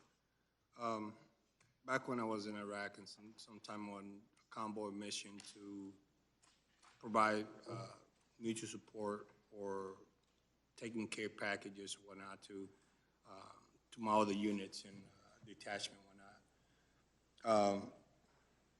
We went through roadside bomb infested IED, whatnot, convoys, whatnot, and my fear were minimal around that time. It was not as constant. I know we knew at that time that we could run over an IED, and that was it. But at least we knew that we were in a combat zone. Here in our country, in our very own capital, we are being attacked. Not once, but multiple times. We had. Can you pull the microphone to you just a little bit? Not only we were attacked one time, but it was multiple times, over and over. Different people, they hit us, and then they got tired of hitting us, and then they switch. Somebody else rotating in and out.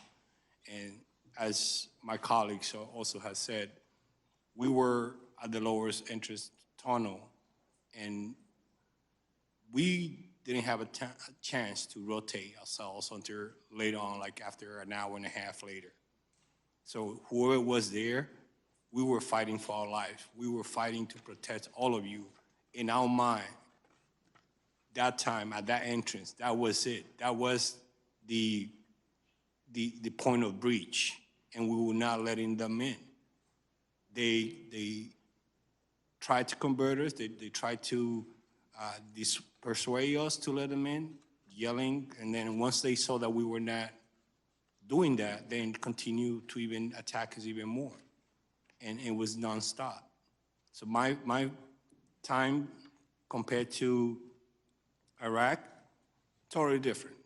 This is our own citizens, people who we sworn an oath to protect, but yet they are attacking us with the same flag that they claim to represent. It was bad. Thank you. Officer Dunn, you talked about being called the N-word. You talked about being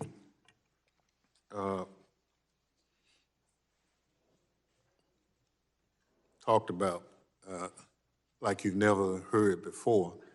And you talked about sharing comments from your other colleagues, as well as the seeing of the Confederate flag and other things carried through the Capitol. As an African-American law enforcement officer, can you give us, this committee and those who are watching, how you felt defending the Capitol on that day, being called that and seeing the symbols of the Confederacy going through the Capitol at the same time? Yes, sir. Thank you for your question. To be frank, while the attack was happening, I didn't view it, and I wasn't able to process it as a racial attack. I was just trying to survive that day and get home. When I did have a moment to process it, I think that's in the rotunda where I became so emotional, because I was able to process everything that happened. And it was just so overwhelming, and it's so disheartening and disappointing that we live in a country with people like that, that attack you because of the color of your skin, just to hurt you. Those words are weapons. Thankfully, at the moment, it didn't hinder me from doing my job. But once I was able to process it, it hurt. It hurt just reading it now and just thinking about it, that people demonize you because of the color of your skin, when my blood is red. I'm an American citizen. I'm a police officer, I'm a peace officer. I'm here to defend this country, defend everybody in this building, not just the members, all the staff, guests, everybody. It just hurts that we have people in this country that result to that, regardless of your actions and what you desire to do and to make a difference out there. It's disheartening, so. Thank you, but because of your heroism on that day, lives were saved and our democracy was preserved, in large part because you gave all of you, for that day on January 6th. I assure you this committee will ensure there's a comprehensive account of your heroic acts of that day. And your testimony this morning is an essential part of that record. Thank you for your service to this country and for coming before us today. The chair now recognizes members for questions they may wish to ask the witnesses. The gentlewoman from Wyoming, Ms. Cheney, is recognized. Thank you very much, Mr. Chairman. And again, thank you to all of our witnesses for your heroism and your bravery that day, and also for being here today and telling your story. And I certainly join the chairman and every member of this committee in our commitment to making sure we get to the truth and that those who did this are accountable. Officer Gunnell, I'd like to ask you, you described in your testimony that you said it was like a medieval battlefield, that what you were subjected to that day was something like a medieval battlefield. You said we fought hand to hand and inch by inch to prevent an invasion of the Capitol by a violent mob intent on subverting our democratic process. And is it the case that as you were fighting there, you were not aware that the Capitol had been breached elsewhere? I believe you said that you really thought you were the last line of defense. Is that right? That is correct, ma'am.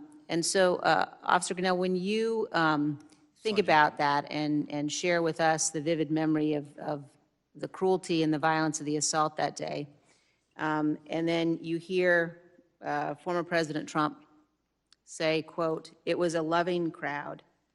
There was a lot of love in the crowd." How does that make you feel? It's upsetting. It's a pathetic excuse for his behavior, for something that he himself helped to create, this monstrosity. I'm still recovering from those hugs and kisses that day that he claimed that so many rioters, terrorists, were assaulting us that day. If that was hugs and kisses, then we should all go to his house and do the same thing to him. To me, it's insulting, it's demoralizing, because everything that we did was to prevent everyone in the Capitol from getting hurt. And what he was doing, instead of sending the military, instead of sending the support or telling his people, his supporter, to stop this nonsense, he egged them to continue fighting. I was in the lower West Terrace fighting alongside these officers. And all of them were telling us, Trump sent us. Nobody else, there was nobody else. It was not Antifa, it was not Black Lives Matter, it was not the FBI, it was his supporter that he sent them over to the Capitol that day. And he could have done a lot of things. One of them was to tell them to stop. He talks about sacrifices, whatnot. The only thing that he has sacrificed is the institutions of the country and the country itself, only for his ego, because he wants to continue. He wants the job, but he doesn't want to do the job. And that's a shame on him and himself. Thank you. Officer Fanone, you talked in your testimony about the fact that the line that day was the seat of American democracy, was the seat of our government. Can you talk about, as you think now about what was under threat? First of all, did you know it? Did you have a sense at the time as you were going through the battle before the horrific violence happened to you of the the nature of the gravity of the threat that we were facing, that the line was in fact the seat of American democracy? Well, my response that day really was based off of my obligation as a police officer to not only protect the lives of the members of Congress and their staff, but also to my fellow officers. The politics of that day really didn't play into my response at all. Thank you. Officer Hodges, in your testimony, you talk about when you were at the Ellipse, and you mentioned the significant number of men dressed in tactical gear attending the gathering, wearing ballistic vests, helmet, goggles. When you saw that, was that something that you had anticipated at all? And could you just tell us more about that crowd there at the Ellipse, the extent to which you saw people who clearly were in military or paramilitary garb? It was absolutely a source of concern. Like I said, they had outer carrier vests designed to carry ballistic shielding, helmets, goggles, face masks, backpacks filled with unknown objects. And I couldn't get a count, and we couldn't stop and search everyone. But so I don't know how many there were, but I know that it was obviously a concern of mine. Thank you very much. And then finally, Officer Dunn, you mentioned the text message that you received, and you expressed some surprise. You mentioned that you had not seen any intelligence that would have led you to believe that we should expect that kind of violence. Could you elaborate on that a little bit? Yes, ma'am. So we were expecting civil disobedience as we do at the Capitol. At least that was what was relayed to us. A couple of arrests, name calling, unfriendly people, but nowhere near the level of violence or even close to it like that we experienced.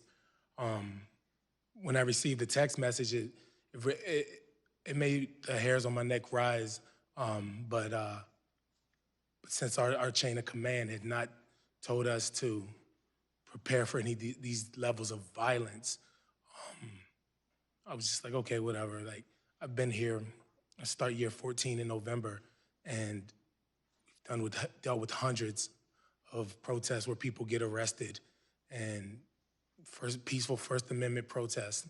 Everybody has the right to protest. That's okay, do what you do, and we'll arrest you if you break the law, and we'll go home later that night. It was a lot different than that, but I was not alerted to the level of violence. Like, the text messages I got foreshadowed that, looking back, but no, I was not. We were not prepared for what we faced that day. Thank you. And Mr. Chairman, without objection, I'd like to ask unanimous consent if we could enter that complete text message into the record.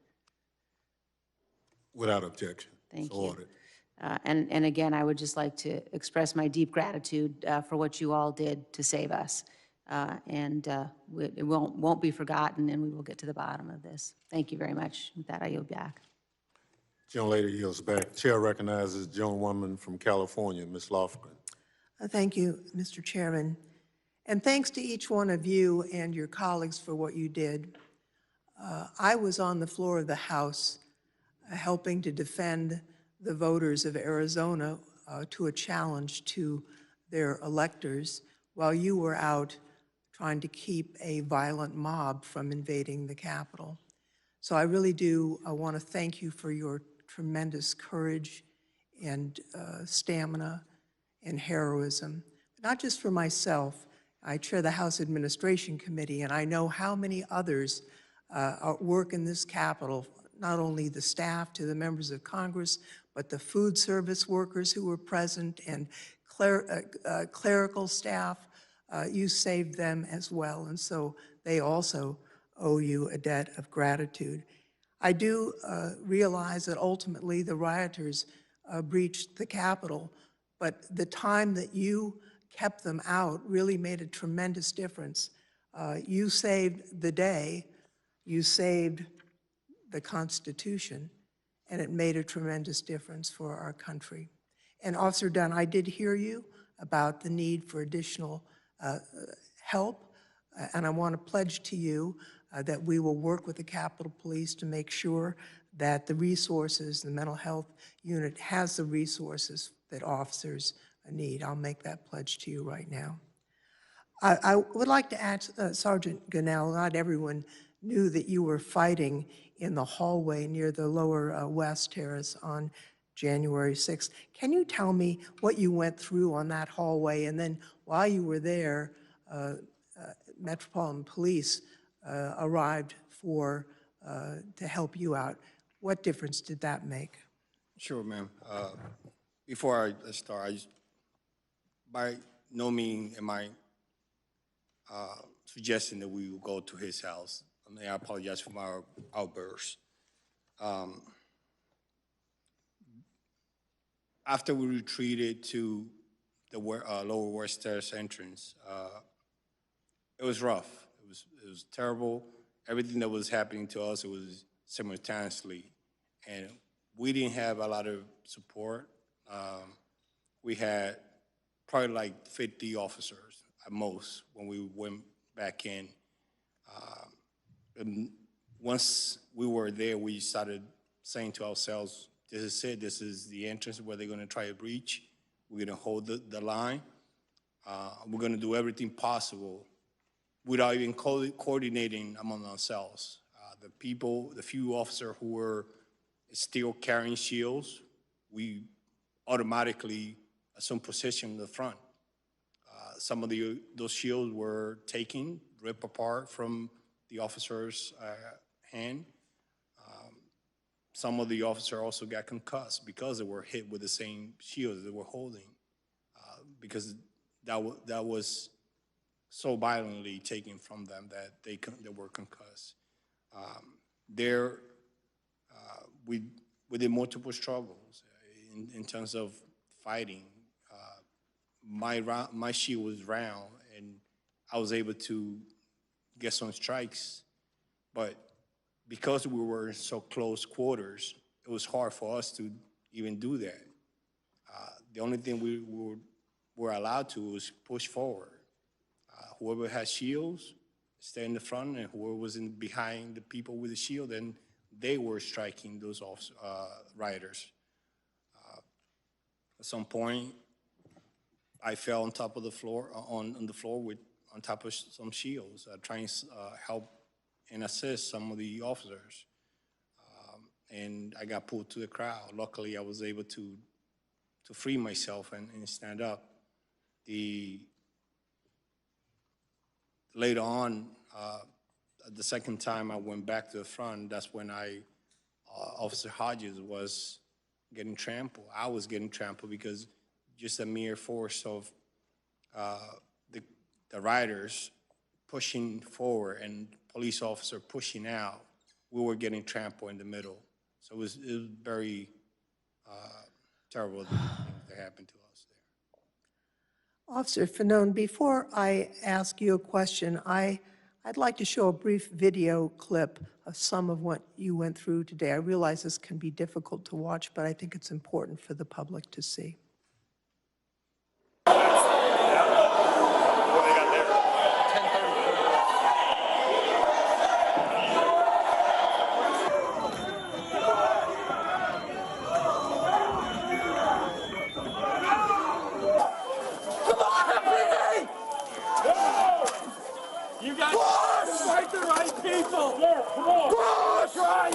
I got you, Mike. That's my hand when you're good.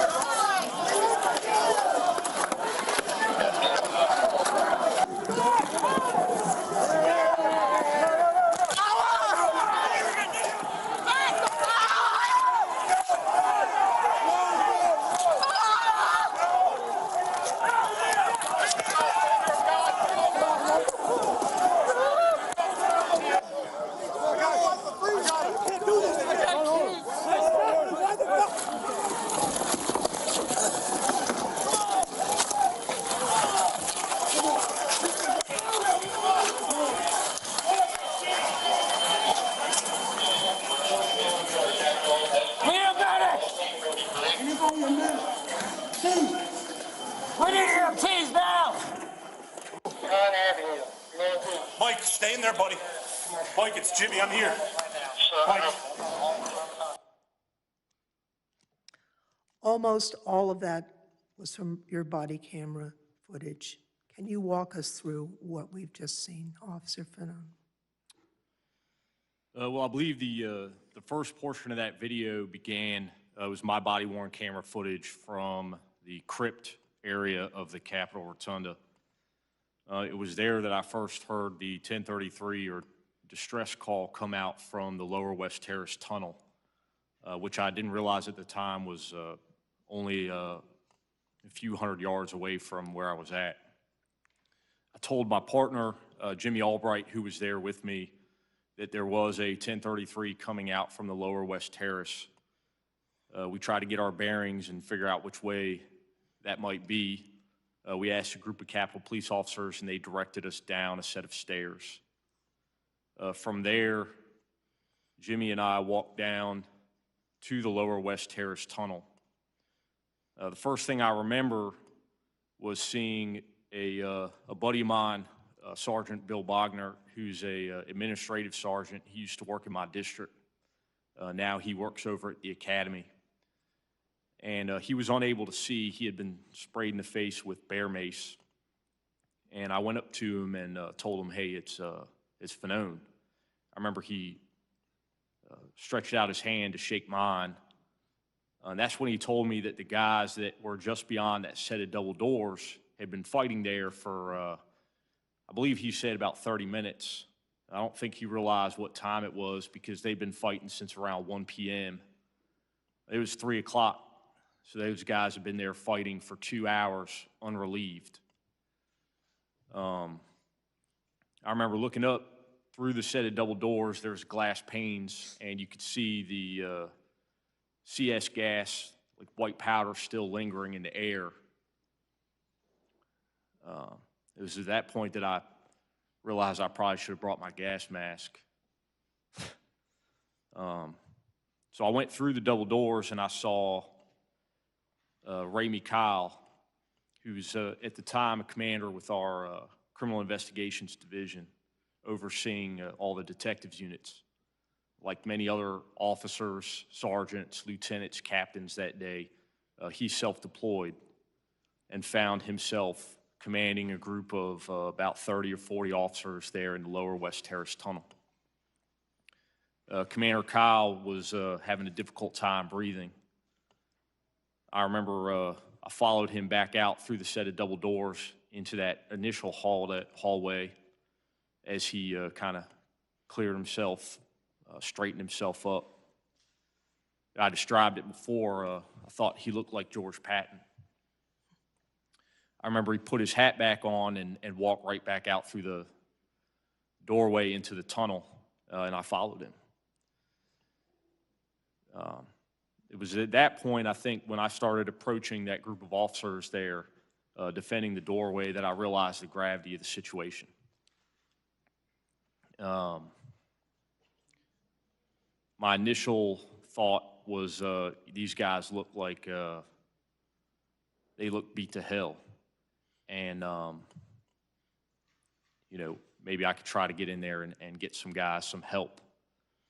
So I told Jimmy that, you know, we needed to get in there and try to offer assistance. And that's what we did initially.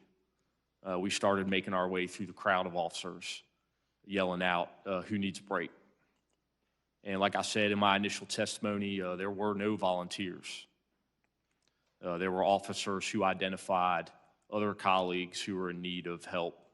And I remember somebody yelling out, this guy needs help, and handed me that officer. I handed him off to Jimmy and told him to get him to the back. And I continued to make my way up to the front lines. Once I got up there, it was the first time I really came face to face with these terrorists. They were dressed in, you know, clothing adorned with political slogans, "Make America Great Again," Donald Trump 2020, things of that nature. They were wearing military-style clothing, Kevlar vests, Kevlar helmets. Many of them had gas masks, and quite a few had shields, which they had taken away from law enforcement officers. And they were using them to beat us at the front line. The first thing I told them was, hey man, we got to get these doors closed. We got injured officers in here. And that really seemed to piss those guys off. They became incredibly violent, and that's when that surge that you watched in some of the video began. And you had a large group at the mouth of that tunnel entrance trying to push their way through the officers who were fighting to defend it.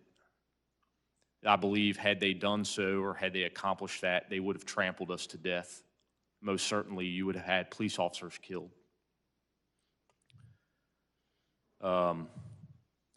I fought there at the front for some time.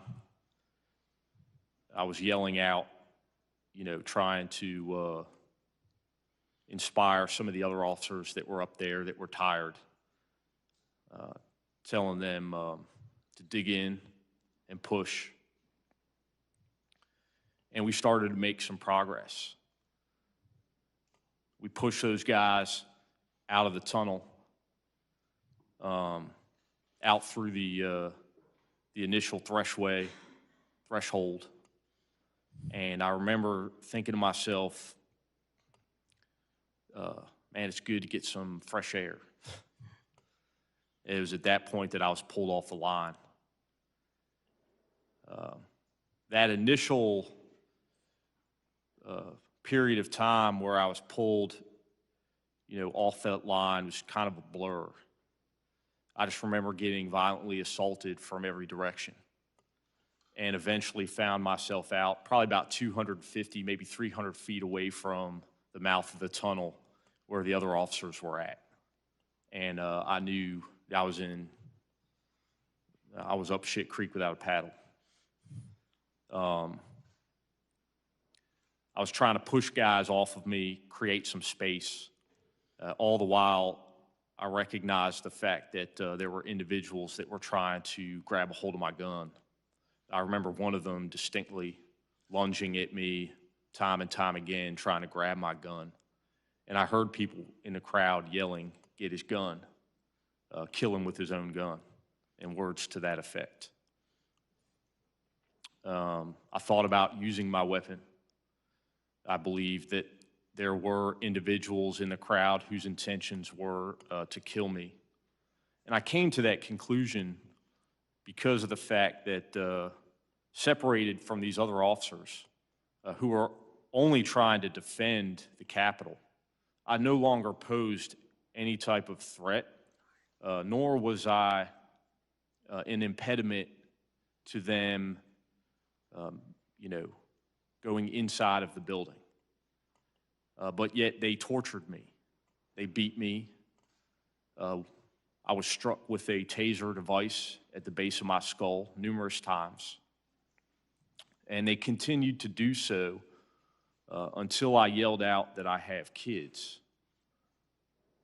And I said that hoping to appeal to some of those individuals' humanity.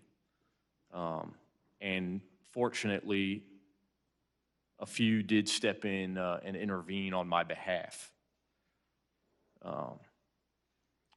They did assist me back towards the mouth of the tunnel entrance, and other officers were then able to rescue me and pull me back inside. But at that point, I was unconscious. And based off the body-worn camera footage, it's believed that I was unconscious for approximately 4 minutes. Thank you, officer, and thanks to each one of you. Our country is lucky, really blessed, that you are as patriotic and brave as you are. I yield back, Mr. Chairman. Gentlelady yields back. Chair recognizes the gentleman from Illinois, Mr. Kinzinger, for however long he chooses. Thank you, Mr. Chairman, and thank you to my colleagues on the committee. Thank you to our witnesses. I never expected today to be quite as emotional for me as it has been. I've talked to a number of you and gotten to know you. I think it's important to tell you right now, though. You guys may, individually feel a little broken. You guys all talk about the effects you have to deal with, and, you talk about the impact of that day. But you guys won. You guys held. Democracies are not defined by our bad days. We're defined by how we come back from bad days, how we take accountability for that. And for all the overheated rhetoric surrounding this committee, our mission is very simple. It's to find the truth, and it's to ensure accountability. Like most Americans, I'm frustrated that 6 months after a deadly insurrection breached the United States Capitol for several hours on live television, we still don't know exactly what happened. Why? Because many in my party have treated this as just another partisan fight.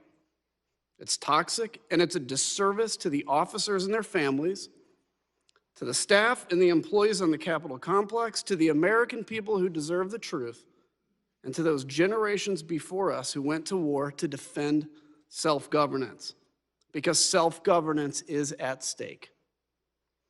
And it's why I agreed to serve on this committee. I want to know what happened that day, but more importantly, I want all Americans to be able to trust the work this committee does and get the facts out there free of conspiracy. This cannot continue to be a partisan fight. I'm a Republican, I'm a conservative. But in order to heal from the damage caused that day, we need to call out the facts. It's time to stop the outrage and the conspiracies that fuel the violence and division in this country. And most importantly, we need to reject those that promote it. As a country, it's time to learn from our past mistakes, rebuild stronger so this never happens again, and then we can move onward.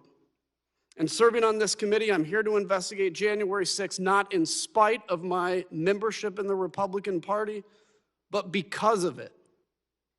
Not to win a political fight, but to learn the facts and defend our democracy. Here's what we know. Congress was not prepared on January 6th. We weren't prepared because we never imagined that this could happen. An attack by our own people, fostered and encouraged by those granted power through the very system they sought to overturn. That is a lesson. That is not a conspiracy theory or a counter-narrative. We don't blame victims. We go after the criminals. Some have concocted a counter-narrative to discredit this process on the grounds that we didn't launch a similar investigation into the urban riots and looting last summer. Mr. Chairman, I was called on to serve during the summer riots as an Air National Guardsman. I condemn those riots and the destruction of property that resulted. But not once did I ever feel that the future of self-governance was threatened like I did on January 6th. There is a difference between breaking the law and rejecting the rule of law, between a crime, even grave crimes, and a coup. As we begin our work today, I want to call this committee's attention to the oath of office, an oath not to a party, not to an individual, but to the Constitution that represents all Americans. Everyone in elected office knows how hard it can be sometimes to keep that oath, to preserve, protect, and defend the Constitution of the United States in the forefront of our minds, what with the political pressures and re-elections always around the corner. But Mr. Chairman, our witnesses today, like every law enforcement officer across the country, took the same oath we did. And on January 6th, the temptation to compromise their oaths didn't come in the form of a campaign check or a threat from leadership or an all-caps tweet. It came in the form of a violent mob. While we on this dais were whisked away from the danger, heroes like those here stood their post before it and paid the price. And we are only here now because you guys were here then. Therefore, it's altogether fitting that we begin our investigation of January's lawless attack against the Constitution with these four men who made sure that the attack did not succeed. with those who helped to ensure that democracy held. And I think it's important to remember that you are four with stories, but there are hundreds with stories as well that you represent where you sit. Officer Fanone, I know your passion is to make sure that DC Metro gets the credit it's due. And I thank you for I know that you represent the hundreds of officers like Officer Hodges that responded to that call. What I want to ask, does this feel like old history to any of the four of you? Sometimes I get, we hear out there, it's time to move on, right? It's been 6 whole months, time to move on. Does this feel like old history and time to move on? You can just say yes or no. No, sir. Nope. There can be no moving on without accountability. There can be no healing until we make sure this can't happen again. I echo that. How do you move on without correcting what happened? Let me ask you all, one of the narratives out there, and Officer Fanone, it triggered something in your testimony when you said it. So there's been this idea that this was not an armed insurrection, and as if somehow that is justification for what happened. We know the hugs and kisses. We know it was BLM and Antifa, right? Of course, then you would, I'm sure, want to investigate that if that's the case. Now we've heard maybe the FBI actually started this, but one of the ones that has always held was that this was not an armed insurrection. Officer Dunn, you mentioned that those that stormed the Capitol were very well organized and trained, and let me ask you, and I'll ask actually to all four of you, and Officer Hodges, I know this was part of your job initially before you responded to the Capitol. If in the middle of all that melee, you see somebody with a gun in that crowd, would you be able to go out, apprehend, arrest them, read them their rights, and go through that process? Or was the mission at the moment survival and defense of the Capitol? So I'm asking, is it possible that people maybe had guns, and we've seen that actually there were, but this idea that, wow, people weren't arrested with guns, at the time it was raw survival. We can just start on the left. Let me ask you, what's your response to that? For those people who continue to downplay this violent attack on our democracy and our officers, I suggest them to look at the videos and the footage right now, because common things were used as weapons, like a baseball bat, a hockey stick, a rebar, a flagpole, including the American flag, pepper spray, bear spray. So you name it. You have all these items and things that were thrown at us and used to attack us. Those are weapons. No matter if it is a pen, the way they were using these items, it was to hurt officers. It was to hurt police officers.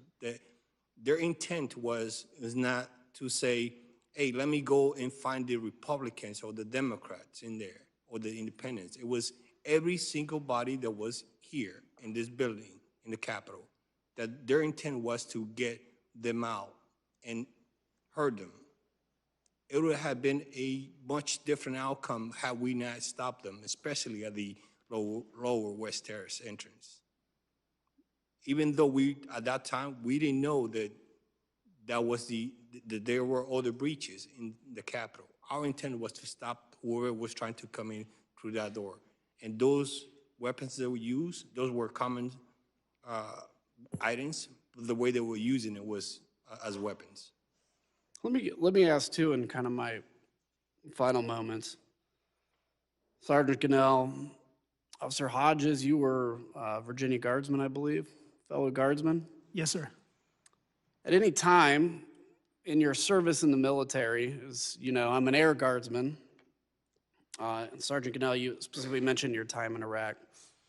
At any time in your military service, did you change how you defended the person to your left or right, or how you trained with them based on their political affiliation? No, whether it was in war or anything?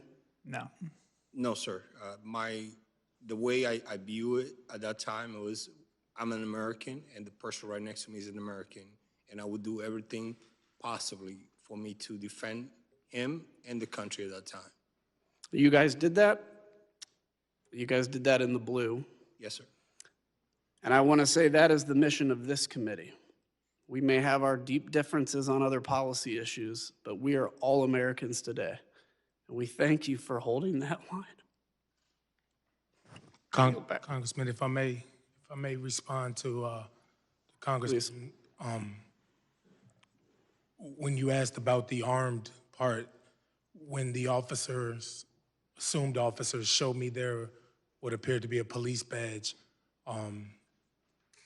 I don't know too many police officers, and this is just me being a police officer for 13 years, that carry their badge and don't carry a gun with them.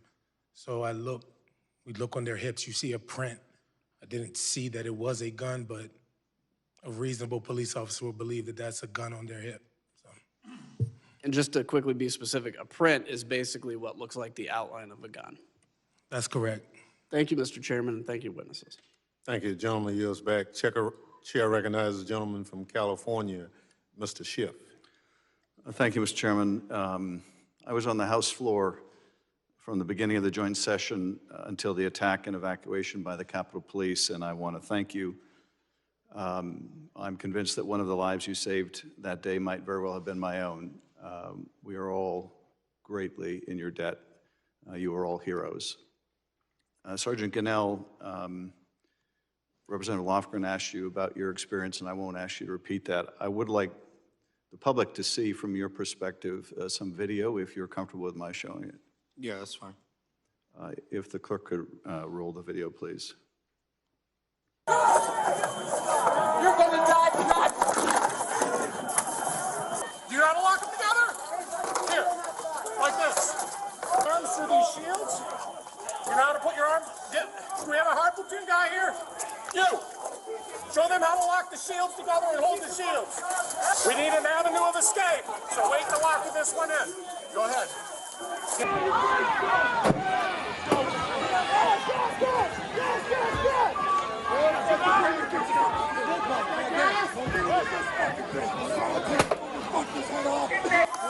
Back up! No, stop! Stop! Stop! Stop!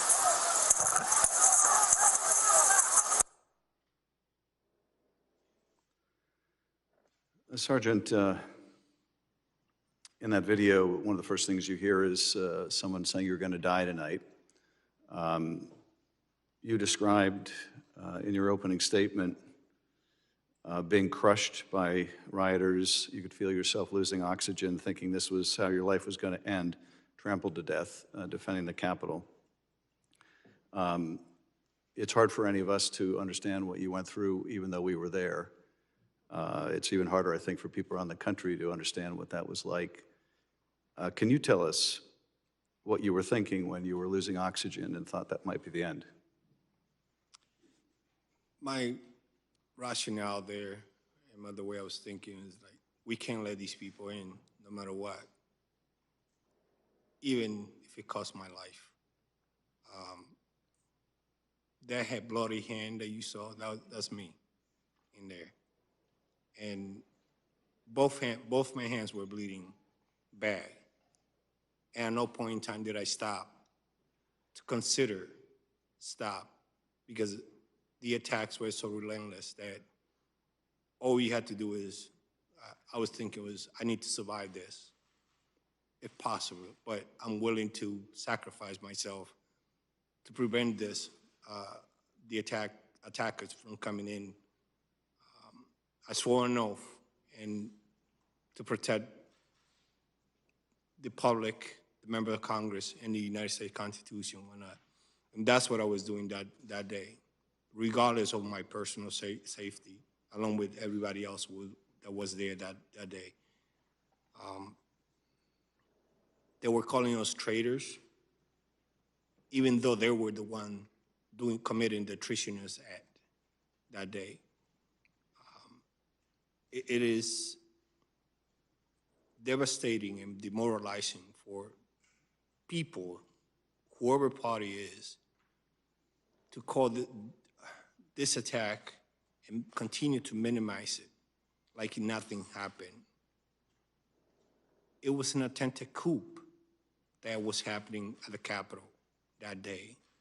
And if it had been another country, the U.S. would have sent help. And people need to understand the severity of and the magnitude of the event that was happening that day. We were all fighting for our lives to give you guys a chance to go home to your family, to escape. And now the same people who we helped, the same people who we gave them the borrowed time to get to safety, now they're attacking us. They're attacking our characters. They're attacking Officer Harriet's character, people who never served in the military or as a law enforcement. It's a disgrace. My actions that day was to save you guys, regardless of my personal safety. And I still continue to wanting to do that today, tomorrow, and as long as I'm permitted to do it, and if it is demanded of myself to do that in the future.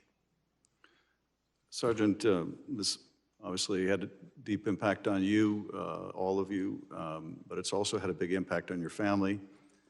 You described how when you got home you couldn't even hug your wife because you had chemicals all over you. You wanted to go back. It seems like no sooner had you gotten home, you wanted to go back. Yes, sir. I think I read that you said you felt guilty. Did your wife want you to go back? No. Why did you go back? And what was your conversation with her about that? After I took a shower, I spent about 10 minutes hugging her and my son. I told her I gotta get some sleep because I gotta go back to work. And she told me, no, you're not. You hurt. I said, no, I'm still able to continue to carry out my duties. And by 8 o'clock, I was already on my way back, despite her concerns and for my safety. My sense of duty for the country, for the Constitution, at that time was bigger than even my love for my wife and my son. I put that ahead. And for me, it's confounding that some people who have sworn oath, elected officials, including people in the military that I seen at the lower stairs fighting against me, they swore an oath and they're forgetting about that oath. They're not putting the country before the party. And that's what bothers me the most. Because I, as a former soldier, I know what that inherits, that oath. And I was willing, I'm still willing to do that. And we got people right now in front of the Justice Department asking to release some of the very same people to be released, even though we are testifying about the trauma and the agony, everything that happened to us. It's pathetic. And they shouldn't be elected official anymore. Officer Dunn, you described talking to your fellow black officer about what you went through and experiencing those racial epithets. You asked a question, I think, that I've been haunted by ever since: is this America? And I'm very interested to know your thoughts on the answer to that question. Is this America what you saw? Well, thank you for your question. You know, I said this, I've done a few interviews before about what my experiences that day, and I said that it was a war that we fought, and a war is composed of a bunch of different battles. And everybody, even sitting at this table, fought a different battle that day, but it was all for the same war. And as black officers, I believe we fought a different battle also. And the fact that we had our race attacked, and just because of the way we look, you know. To answer your question, frankly, I guess it is America. It shouldn't be, but I guess that's the way that things are. I don't condone it, I don't like it, but I mean, if you look at our history, of American history, countries existed because they won a war, or colonies and state lines and boundaries exist because of violence and wars. Like, so I guess it sounds silly, but I guess it is American, and but it's not the side of America that I like. It's not the side of that any of us here represent. We represent the good side of America, the people that actually believe in decency and human decency, and we appeal to just the good in people. That's what we want to see, whether we disagree with how they vote on a bill about infrastructure. Everybody wants the right thing, people to do okay. So that's why I'm glad to see this committee composed of Republican members also. So that's encouraging. It's encouraging. So that's the side of America that I say, yes, this is America. This is the side that I like and the side that I acknowledge. So, Officer, thank you. I believe in this country, and I believe in it because of people like you who understand what the flag means and what our Constitution means and risk their lives to defend it. I'd like to think, as Amanda Gorman so eloquently said, that we're not broken, we're just unfinished. Because if we're no longer committed to a peaceful transfer of power after our elections, if our side doesn't win, then God help us. If we deem elections illegitimate merely because they didn't go our way, rather than trying to do better the next time, then God help us. And if we're so driven by bigotry and hate that we attack our fellow citizens as traitors, if they're born in another country or they don't look like us,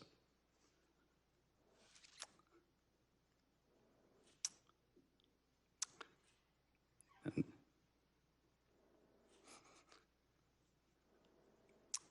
God help us. But I have faith because of folks like you.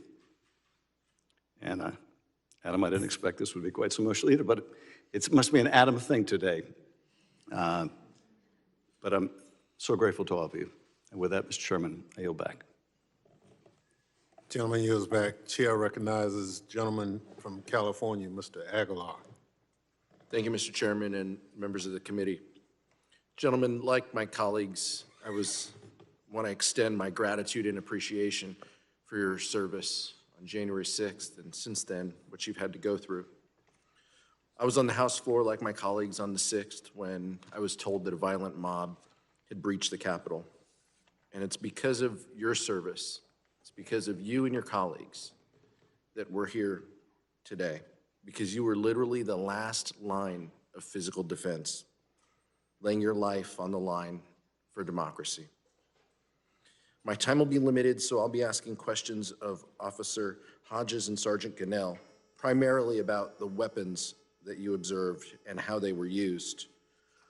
Officer Hodges, you were in a unique position because you were down Constitution. You were closer to the White House to start, as you indicated in your testimony. During the morning and the early afternoon on the 6th, what did you hear specifically about guns and explosives that had been discovered by your fellow officers? I was listening on the radio to our gun recovery unit, working the crowd. What we usually try to do is wait for the crowd to disperse before making arrests. That way we don't set off the crowd and set off a riot. So I think they might have identified people of interest that they never got a chance to address, and they were working the crowd to try and confirm reports of firearms on certain people, but it's also difficult to do given the nature of the crowd and how many there were. When I heard the REOD confirm the existence of a device, there was only one thing it could be, explosives. But in 42, we had our own objective, our own mission, so we couldn't really, we scanned the crowd, but these people, they know how to conceal their weapons. So on a big avenue like Constitution, you can't really, it's difficult to detect the print, or if it's in a backpack, there's really not much you can do. But we continue to scan the crowd and find what we could. But mostly it was up to our other units to make those discoveries.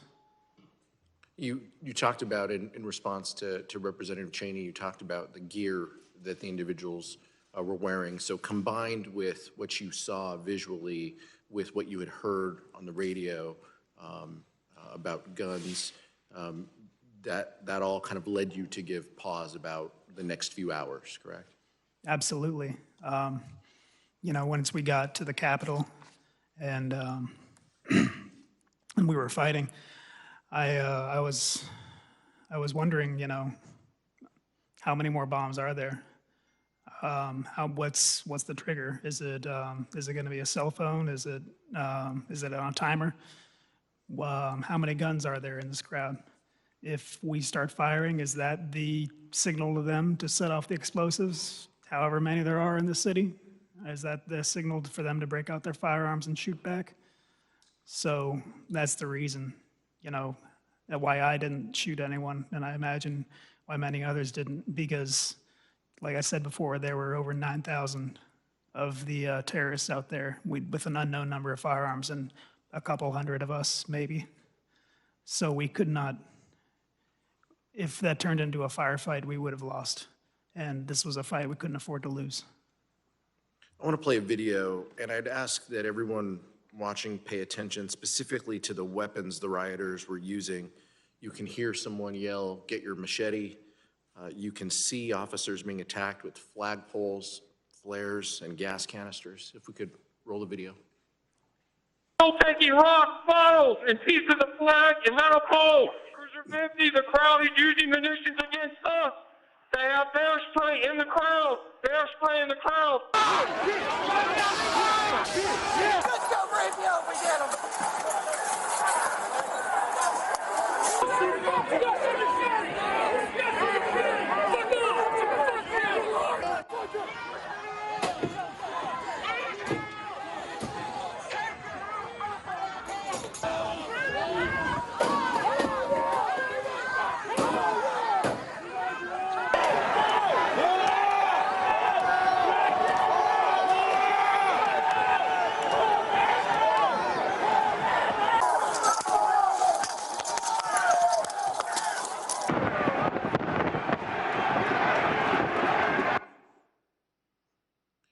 Sergeant Gannell, in the video, we just saw someone throw a large speaker.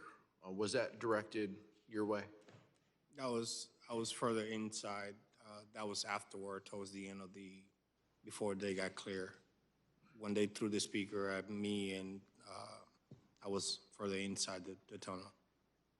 What types of weapons did you see used against your fellow officers? Police shields, police baton, the hammer, the sledgehammer that you saw on that video, flagpoles, tasers, pepper spray, bear spray, rebards, bats, PVC pipes, copper pipes, rocks, table legs broken down, furniture broken down, the guardrails for the inauguration stage, cones, 4x4, any weapons, any items that they could get their hands on it. That You were further down the corridor, but the speaker was thrown at you, and it hit your foot. Is that correct? Correct, sir. We have a photo. It was thrown my way, and then when it landed, it hit somebody else, and then hit my foot. I think we have a photo of your foot here as well that we'd like to show. That is correct. Can you tell me how you're doing. You mentioned in your opening statement about your continued physical therapy related to the foot. Can you tell me how you're doing? The foot, I had several conditions that were, one is fusion on number 1 metatarsal, tarsal, metatarsal. Then there was a hammer toe that as a result of the hit. And then the second and third digit also got damage. And in order to fix one, they needed to correct the big toe to stabilize. If not, I would have, later on in the future, I would have had the same problem returning. It is very painful. It is with a lot of patience and determination that I had gone through. I still had the same problems in terms of pain, stiffness, whatnot.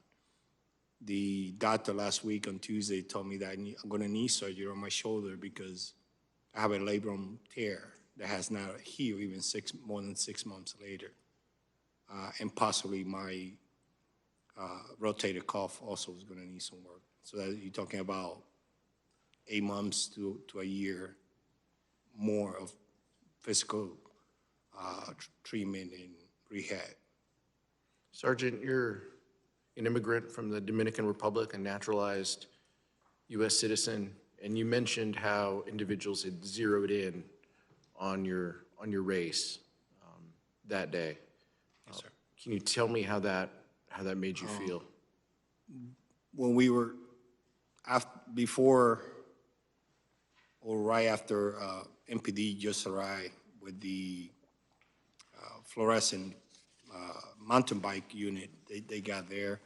I was at the front line, and apparently they seen, even through my mask, they saw my skin color and said, "You're not even an American." Regardless, whether I was in the military, they don't know that, but they yelling and saying all these things to me. I mean, when I heard that, I wasn't even thinking about any racial stuff. I'd be like, okay, you don't know that for a fact, so I'm not even entertaining that. But it's just like Officer Harry done.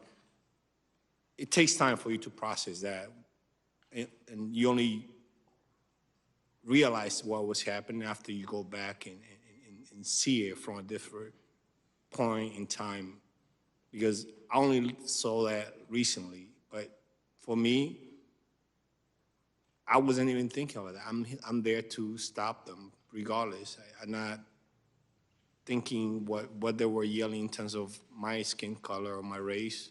And I know an American soldier and former soldier and a police officer. I didn't take that into account when I was defending all of you guys. Officer Hodges, you characterized the attack on the Capitol as a white nationalist insurrection. Can you describe what you saw that led you to label the attack that way?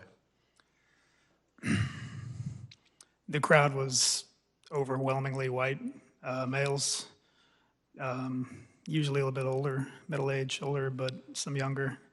I think out of the entire time I was there, I saw just 2 women and 2 Asian males. Everyone else was white males.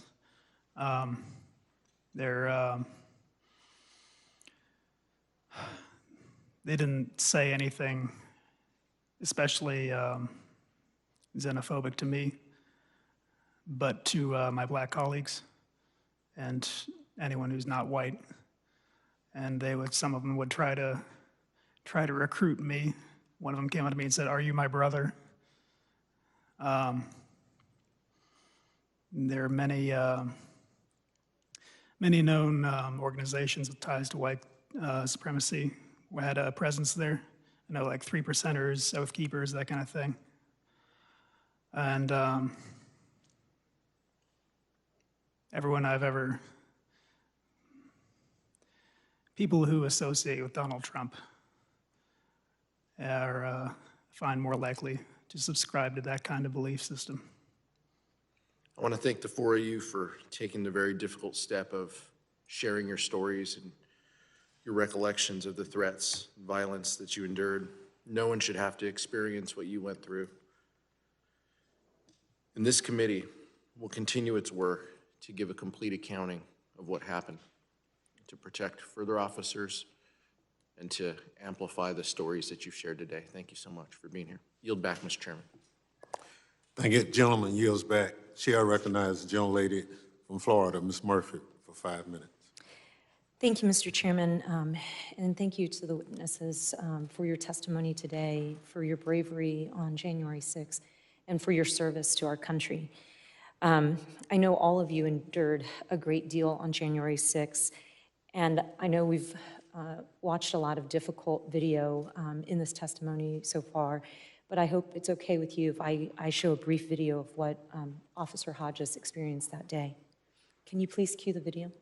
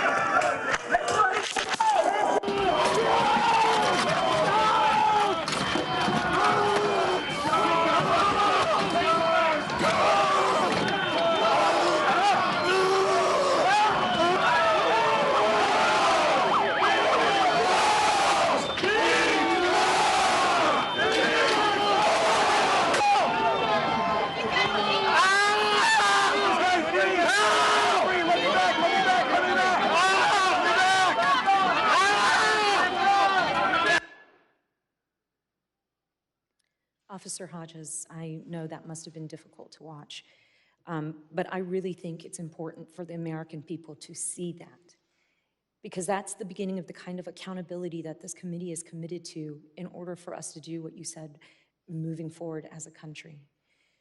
You know, January 6th was an attack on our democracy. It was an attack on the peaceful transfer of power, and it was an attack on this Capitol building. But it was also an attack on real people. And most people don't know this, and I don't think even you know this, but your actions had a profound impact on me.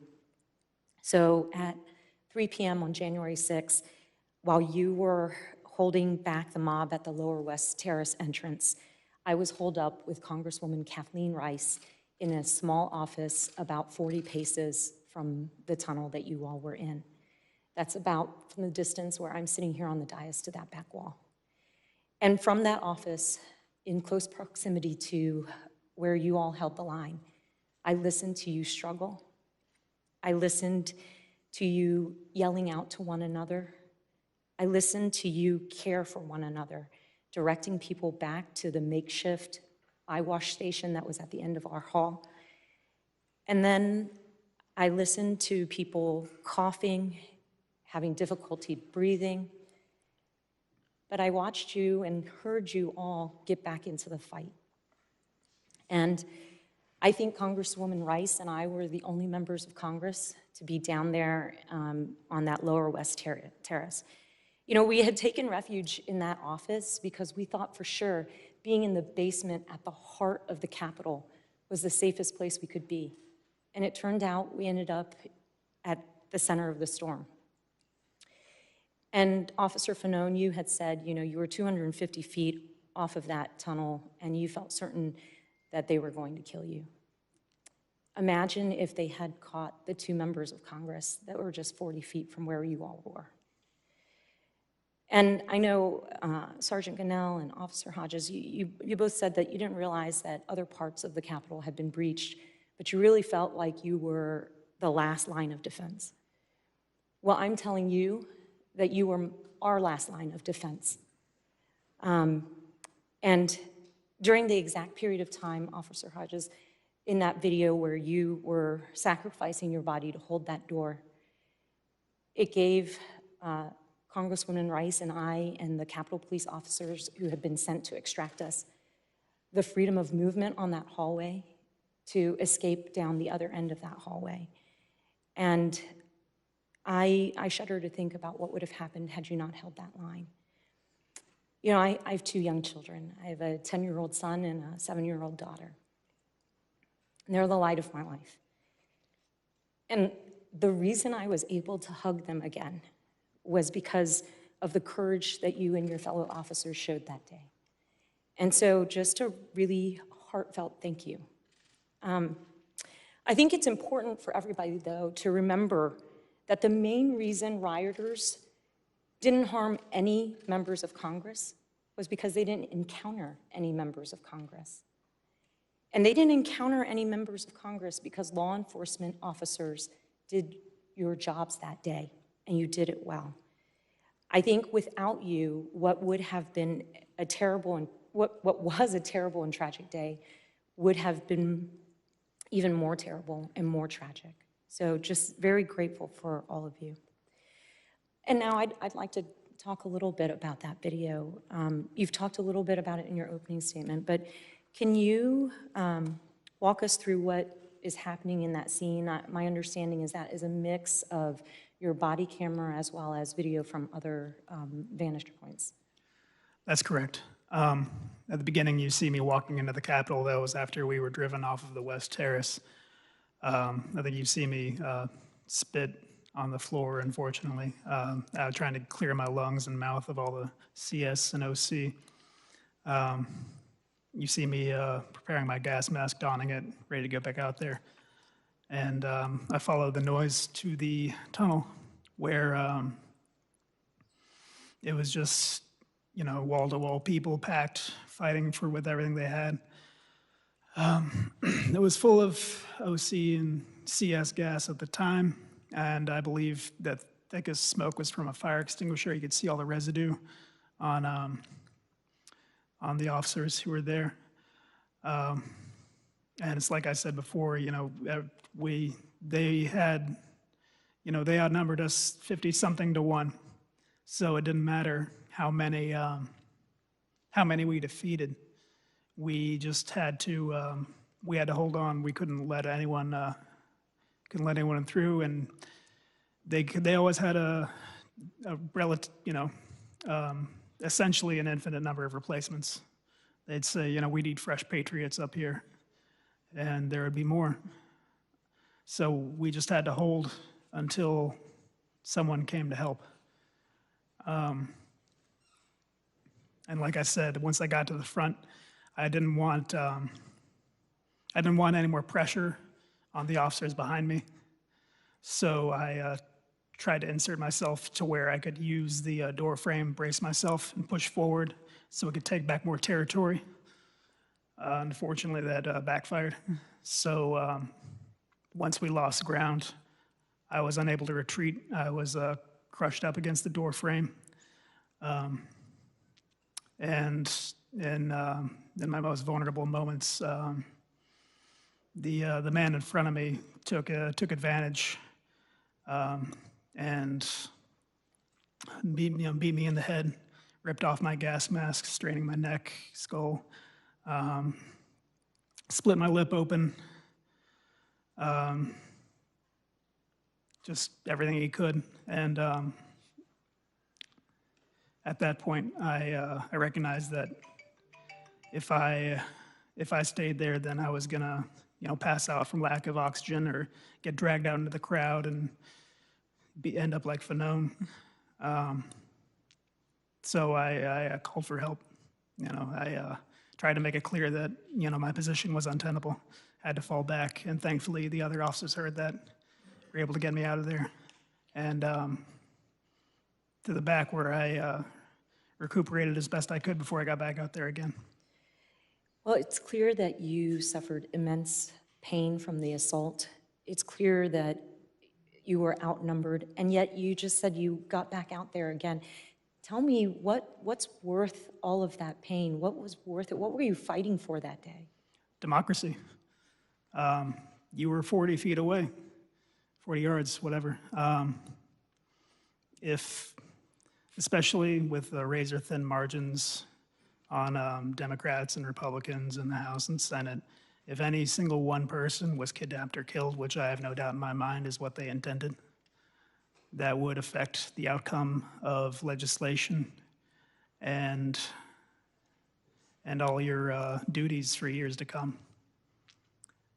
And if that's just one person, what if, more than one person? The difference would be even greater than what should be and will be.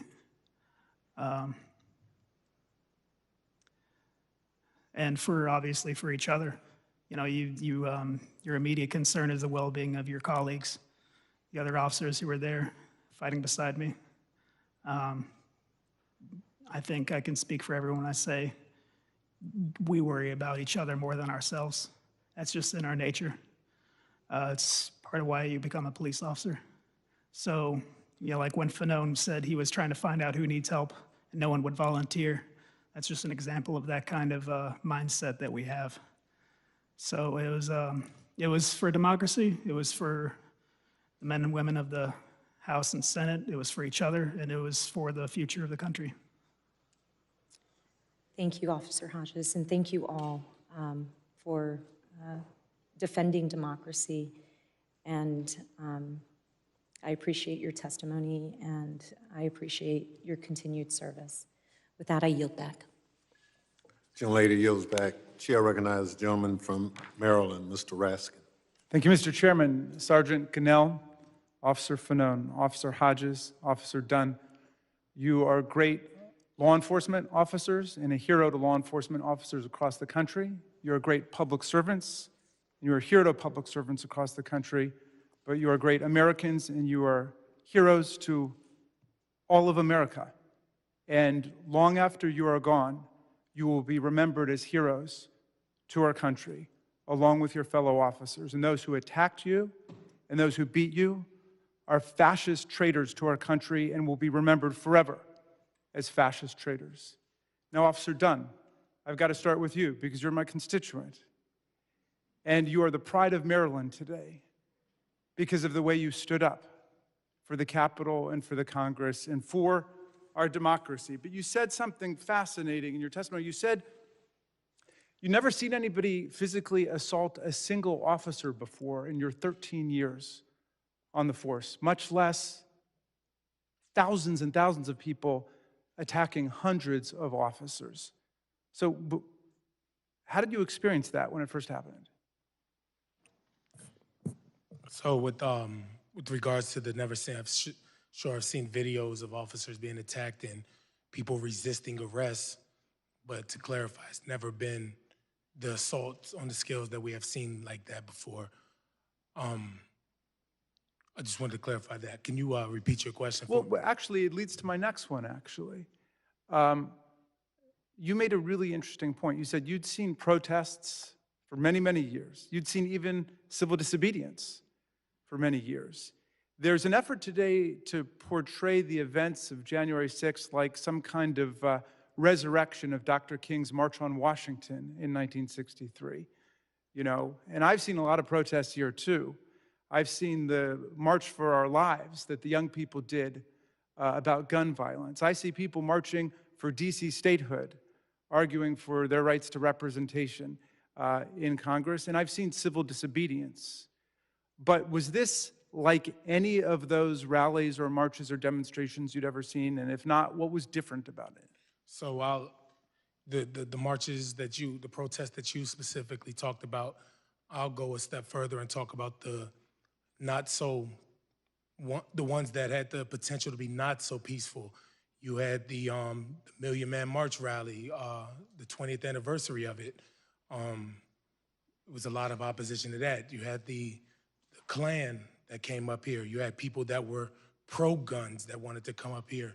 So all of those had the potential to be very violent and frankly quite deadly, but they did not.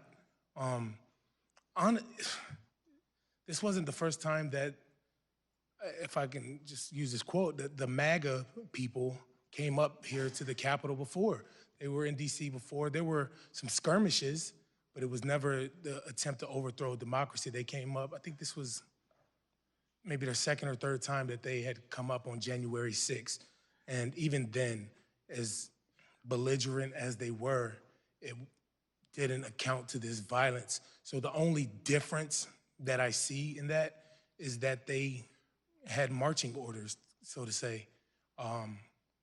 When people feel emboldened by people in power, they assume that they're right. Like one of the scariest things about January 6th is that the people that were there, even to this day, think that they were right. They think that they were right. And that makes for a scary recipe for the future of this country. So I think that's why it's very important that you all take this committee seriously and get to the bottom of why this happened, and let's make it never happen again. Thank you. Officer Fanone, I think you've given our committee our marching orders today, which is to hold the line. You held the line, and now we've got to hold the line. So I want to thank you for that. If we show a fraction of the courage and the valor that you all demonstrated on January 6th, then we will hold the line in this committee. But I want to ask you about holding the line. I want to go back to this question of weapons so we can clear this up, because there are still some people who are saying that the insurrectionists were unarmed. And I wonder what your reaction is to that, because we've heard about, well, first of all, rampant baseball bats, lead pipes, Confederate battle flags, and so on. And what about the question of firearms? So what is your reaction generally to this proposition that they weren't armed? First and foremost, I would say that the implements that you just described are most certainly weapons. With regards to firearms, I know that in the days immediately before the January 6th insurrection and January 6th itself, firearms were recovered by law enforcement from individuals in Washington, D.C. Who were believed to have been participants, or at least those who were planning to participate in the January 6th insurrection. And yes, those were firearms, handguns, and such. But forgive me for these questions, but I've got to ask you, apparently in some nether regions of the internet, it's being said that you, Officer Fanone, maybe were mistaken for Antifa, and that's why you were nearly beaten to death that day and carried in the crowd. Is there any way you think you were mistaken for Antifa? Well, I was in full uniform. I was, like I said, wearing my uniform shirt adorned with the Metropolitan Police Department's patch. I had my badge on until somebody ripped it off my chest. I do not believe I was mistaken for a member of Antifa. You mentioned in your testimony that there's some people who would prefer that all of this go away, that we not have an investigation. Let's let bygones be bygones. But you seem pretty determined to get the country to focus on this. Why is that so important to you? Well, first and foremost, because of the actions of officers who responded there that day, specifically from my department, but also from the U.S. Capitol Police and some of the surrounding jurisdictions. You know, downplaying the events of that day is also downplaying those officers' response. And like Sergeant Gunnell said, some of the officers. Part of the healing process from recovering from the traumatic events of that day is having the nation accept the fact that that day happened. Some people are saying that that as public servants, you all should not be speaking out, that cops, firefighters, teachers should just serve the public but should not speak out as citizens. What do you think about that, Officer Fanon? Well, I disagree. I've been outspoken throughout my career, never to this magnitude. As an undercover officer and a narcotics officer, I've preferred obscurity in the public eye. However, this event is something that we have not experienced in our lifetimes. Officer Hodges, I read your testimony carefully. I hope every American reads your testimony. But I noted that you referred to terrorists or terrorism 15 different times to describe the people who were assaulting officers, dragging them through the crowd, stealing their weapons, smashing them over the head, gouging eyes, and so on. However, some of our colleagues have been calling the violent insurrectionists not terrorists, but tourists. Why do you call the attackers terrorists, and what do you think about our colleagues who think we should call them tourists? Well, if that's what American tourists are like, I can see why foreign countries don't like American tourists.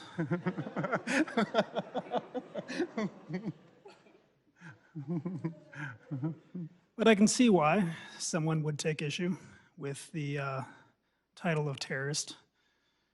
It's gained a lot of notoriety in our vocabulary in the past few decades. And we like to believe that, no, that couldn't happen here. No domestic terrorism, no homegrown threats. But I came prepared. U.S. Code, Title 18, Part 1, Chapter 113, B as in Brown, Section 2331. The term domestic terrorism means activities that involve acts dangerous to human life that are a violation of the criminal laws of the United States or of any state, and B, appear to be intended to intimidate or coerce a civilian population, or to influence the policy of a government by intimidation or coercion, or to affect the conduct of a government by mass destruction, assassination, or kidnapping, and occur primarily within the territorial jurisdiction of the United States. Well, thank you for that. And I had one final question for Sergeant Cannell, but it looks like my time is up, so I'll yield back to you. Chair will give the gentleman opportunity to ask his Thank you for question. your indulgence, Mr. Chairman. Are there questions, Sergeant Cannell, that you hope we can answer as a committee about the causes of the attack, the nature of the attack, and what happened in the weeks prior to January 6th as we develop our work plan moving forward? I think, in my opinion, we do need to get to the bottom of it. Who incited, who brought those people here, why the people were made to believe that the process was rigged along those lines. But going back to what Hodges says, I had, in my 15 years of service, I had given thousands of, I had given tour to thousands of people at the Capitol as an officer, as a sergeant, and even in plainclothes uniform. At no point in time did I ever got attacked. I don't know why, how would you call an attack on police officer a tour? When you see me bleeding my hands, when you see other officers getting concussion, getting maimed, getting fingers shattered, I got gouged. It's undescribable. You're defending the undefensible. And it demoralized not just the rank and file, but the future recruits that we are trying to get. So what do you think people considering becoming law enforcement officers think when they see elected leaders downplaying this. You know, why would I risk my life for them when they don't even care? They don't care what happened to the public.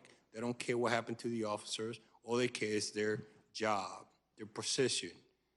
If they don't have the courage to put their job on the line because they want to feed some lies or not to feed somebody's ego or like for a tweet, that's not putting the country first. We are willing to risk our life, but at least make it worth it.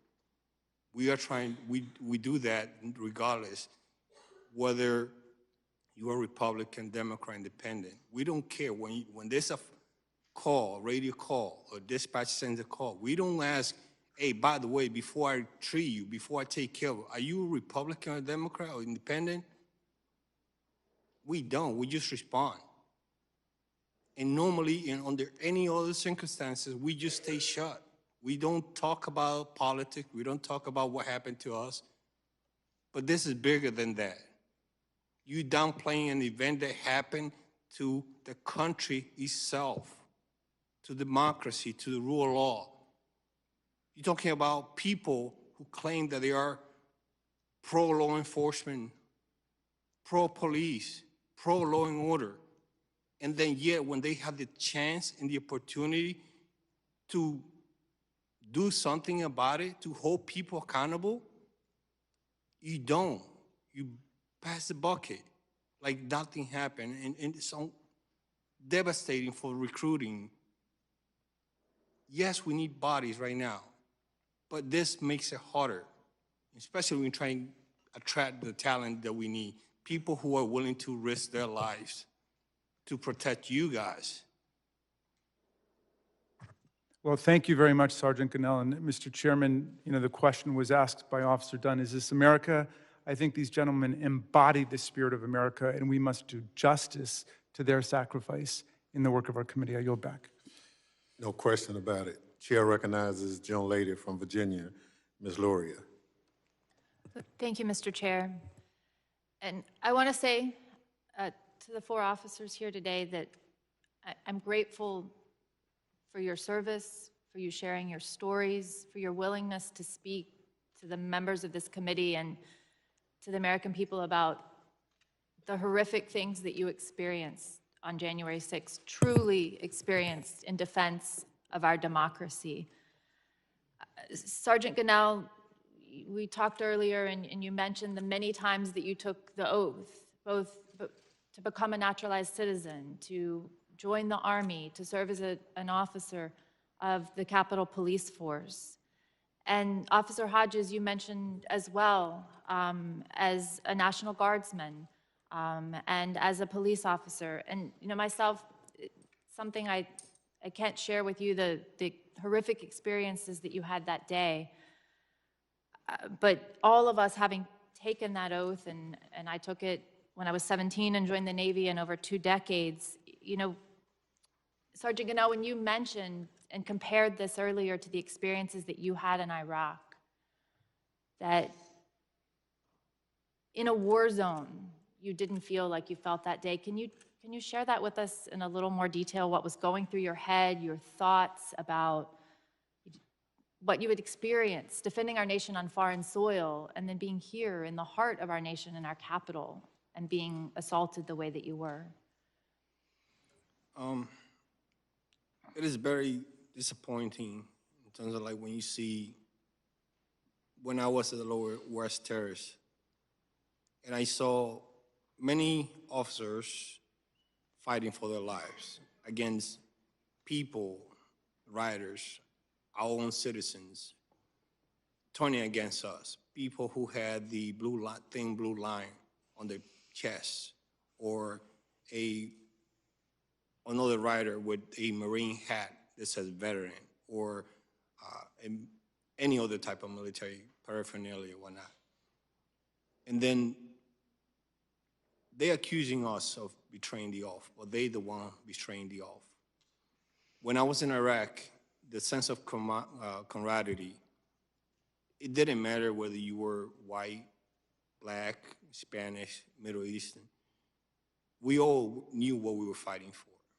And my experience there was there were times that I was scared of going on convoys or doing my supply mission to local Iraqi population, because at any point we were possibly ambushed or getting shot at. We knew the risk, but here was simultaneously over and over our own citizens while they were attacking us, because were defending the very institution that they are claiming that they're trying to save. Thank you for sharing that. And I know it's been difficult today as we've watched these images from the Capitol, but I did want to share one more video. But this time I would ask people, you could even like close your eyes and listen without watching.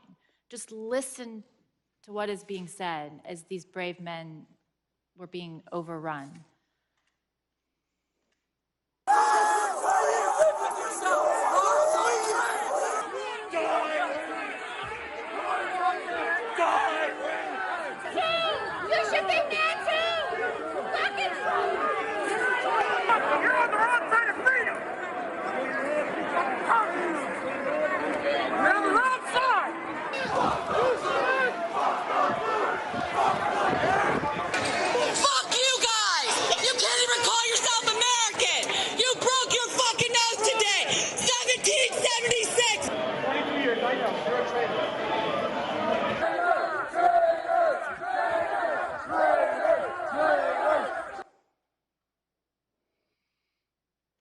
So Officer Fanone, I wanted to turn to you.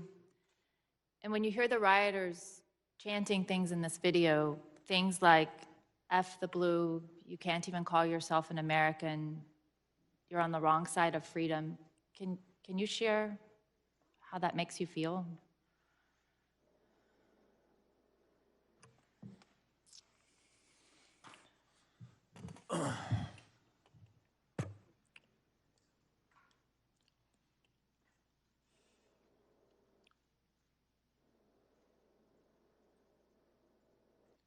Again, I think when my response that day, and at no point that day did I ever think about the politics of that crowd.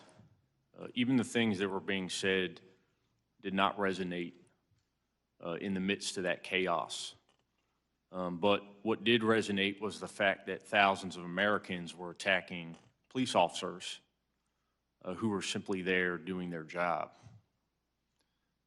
And that they were there to disrupt members of Congress who were doing their job.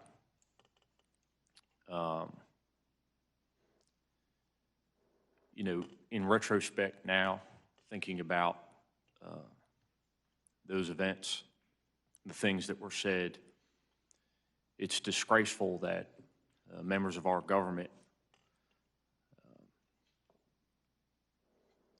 I believe, were responsible for inciting that behavior and then continue to propagate those statements.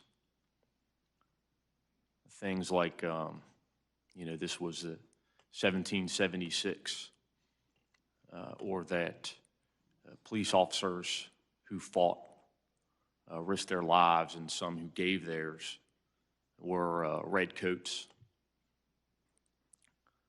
and traitors. To me, those individuals are, representative of the worst that America has to offer.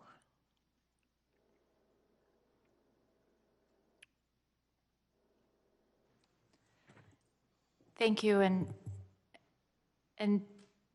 thinking about the events that happened on January 6th and thinking about what led up to that day, I was reminded of a quote that I frequently heard used from Hemingway that asks, how do these things happen?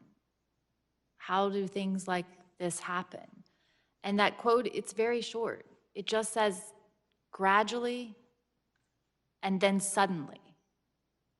And I think that our founders understood that our republic was very fragile and it would be tested. And it was tested here on January 6th. You know, in 20 years, I don't want to look back on this moment and think that we saw these signs coming gradually, that these were signs that we ignored, that signs that people thought were just isolated incidents or signs of things that we thought could never happen. And I don't want to say to my daughter or Sergeant Gunnell to your son or Officer Fanone to your 4 daughters, I don't want any of us to say that this happened gradually and then suddenly. And that some were just too worried about winning the next election to do something about it or too cowardly to seek the truth. So that's the task before this committee. I'm sure that we'll be attacked by cowards, by those in the arena, those only in the stands, and that we'll be attacked by people who are more concerned about their own power than about the good of this country. But my oath, your oath, all of our oaths here today to protect and defend the Constitution against all enemies, foreign and domestic, will be our guiding light for this investigation. And as Officer Dunn said earlier, you said we can never again allow our democracy to be put in peril. So I will say that we will persevere, we will do what is right, and our nation is truly ever grateful to you who held that line. Your actions on January 6th could very well have been what saved our democracy, and we thank you.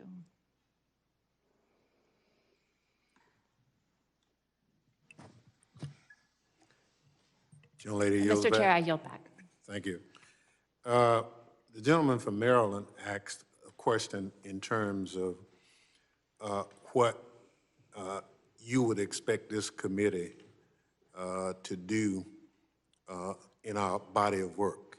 The Sergeant Gunnell responded, but we didn't give the other 3 members an opportunity to kind of tell us, based on the last 202 days of your life, what would you task this committee in its body of work? What would you like to see us do? Officer Fanone, I'll start with you. Yes, sir. So while I understand that there have been investigations into the events of January 6th, my understanding is that those have addressed some of the micro-level concerns, that being the immediate security of the Capitol building itself, also the forced mobilization of officers that day, planning and preparation, and training and equipment concerns. A lot of, the events of January 6th and the days preceding, I guess it's interesting, and from a law enforcement perspective, as a police officer, a lot of these events happen in plain sight. We had violent political rhetoric. We had the organization of a rally whose title was Stop the Steal, and that rally occurred on January 6th, which I don't believe was a coincidence that on January 6th, members of Congress, you here in the room today, were charged with tallying the electoral votes and certifying the election of our president. And in the academy, we learn about time, place, and circumstance in investigating potential crimes and those who may have committed them. And so the time, the place, and the circumstances of that rally, that rhetoric, and those events, to me, leads in the direction of our president and other members not only of Congress and the Senate, but that is what I am looking for, is an investigation into those actions and activities which may have resulted in the events of January 6th, and also whether or not there was collaboration between those members, their staff, and these terrorists. Thank you very much. Officer Hodges. I think Fanone hit the nail on the head there. As patrol officers, we can only, deal with the crimes that happen on the streets, the misdemeanors, and occasionally the violent felonies. But you guys are the only ones we've got to deal with crimes that occur above us. I need you guys to address if anyone in power had a role in this, if anyone in power coordinated or aided or abetted or tried to downplay, tried to prevent the investigation of this terrorist attack, because we can't do it. We're not allowed to. And I think the majority of Americans are really looking forward to that as well. Thank you. Officer Dunn. Thank you, Chairman. There's been a sentiment that's going around that says everybody's trying to make January 6th political. Well, it's not a secret that it was political. They literally were there to stop the steal. So when people say it shouldn't be political, it is. It was and it is. There's no getting around that. Telling the truth shouldn't be hard. Fighting on January 6th, that was hard. Showing up January 7th, that was hard. The 8th, the 9th, the 10th, all the way till today, that was hard. When the fence came down, that was hard. We lost a layer of protection that we had, and the fence came down and still nothing has changed. Everything is different, but nothing has changed. Liz Cheney and Adam Kinzinger are being lauded as courageous heroes. And while I agree with that notion, why? Because they told the truth? Why is telling the truth hard? I guess in this America, it is. Us 4 officers, we would do January 6th all over again. We wouldn't stay home because we knew it was going to happen. We would show up. That's courageous. That's heroic. So what I ask from you all is to get to the bottom of what happened. And that includes, like I echo the sentiments of all of the other officers sitting here. I use an analogy to describe what I want as a hitman. If a hitman is hired and he kills somebody, the hitman goes to jail. But not only does the hitman go to jail, but the person who hired them does. There was an attack carried out on January 6th, and a hitman sent them. I want you to get to the bottom of that. So, thank you. Well, thank you. Very powerful comments, by the way. Chairman Thompson? Yes. If I may add, I also would like to for you guys to give us the tools, or at least the things we need to succeed, to continue to protecting you guys. I think that's essential for you guys to provide us what we need in terms of like financially. I don't know, I'm not part of the innuendo about how that process works, but perhaps fortifying the Capitol, that will help. I know we were literally desperate. If we had that, that would have made a big difference on January 6th. I know people want to keep this place open to the public as much as possible, but there are things that we could do to remediate that and also, or to reinforce entrances, whatnot. It's hard, but it takes will. I know architect of the Capitol has some regulations and whatnot, but the time has passed. We still have security measure from 20 years ago. That had to go. We need to reinvent the wheel and change that. But only you guys have the power to authorize that. They won't do it unless you guys do. The other thing is, we still only operating on certain things that we could adjust, things that we were doing back in when 9/11 happened. We're still doing it today, even 6 months after the attack on the Capitol.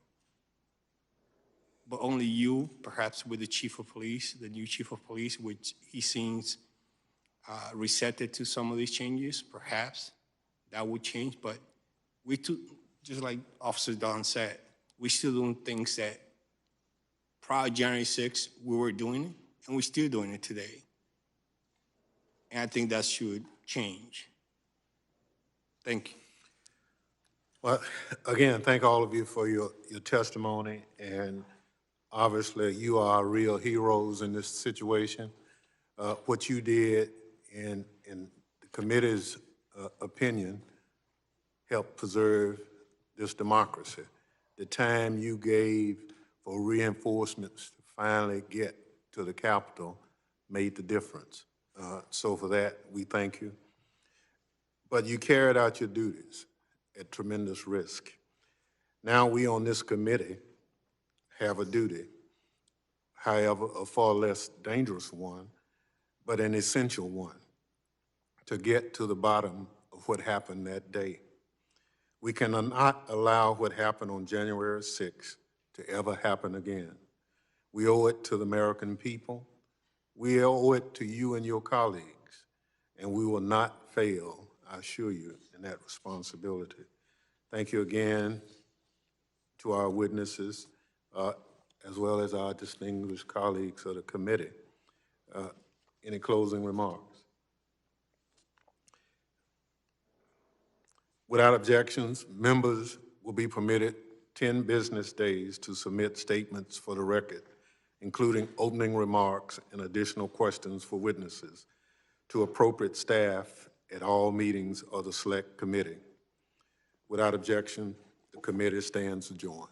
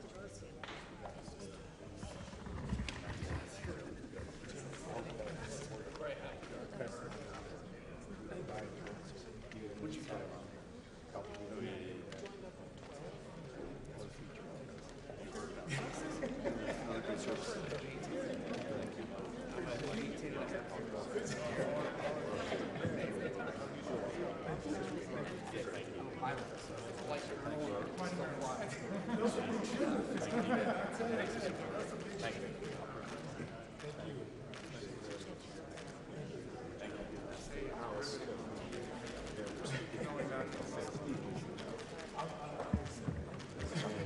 home and hug your son after this. Surgeon, best with your recovery. Appreciate it.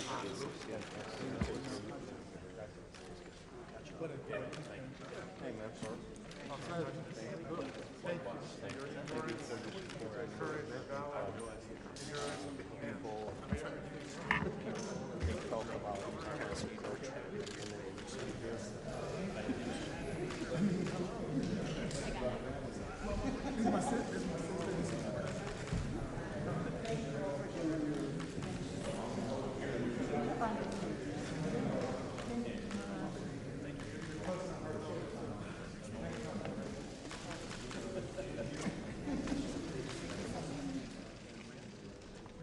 Thank you for yours. How are you? Thank you very much. Thank you. Thank you. Chairman? Thank you. Thank you very much. Thank you. Thank you. Thank you for your support and everything that we here. If you need me to do anything else, So if you think of anything else we ought to do in the area we ought to be following, please get it to us. Now, part of what we've done is, we've pretty much done all we can for the House. The Senate got to take action on fortifying the building, all of that. Now there's some structural changes in the Capitol. Thank you, man. It's a cumbersome. but I mean, like fortifying doors. We still have the same type of mechanism in place. Well, see, we put the money, we already done the special out on the outside. The Senate. So then we have people who are community complicated. That it didn't happen. Well, yes, ma'am. We hope that this is.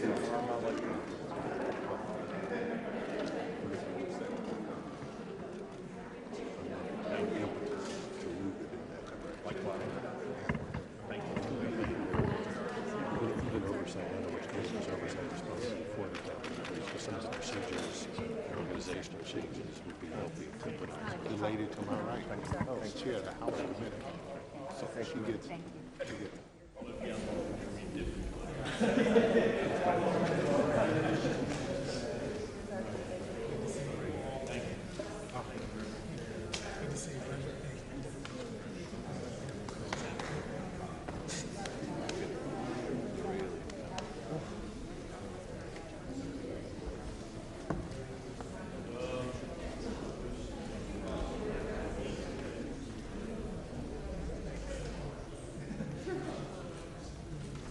Great job.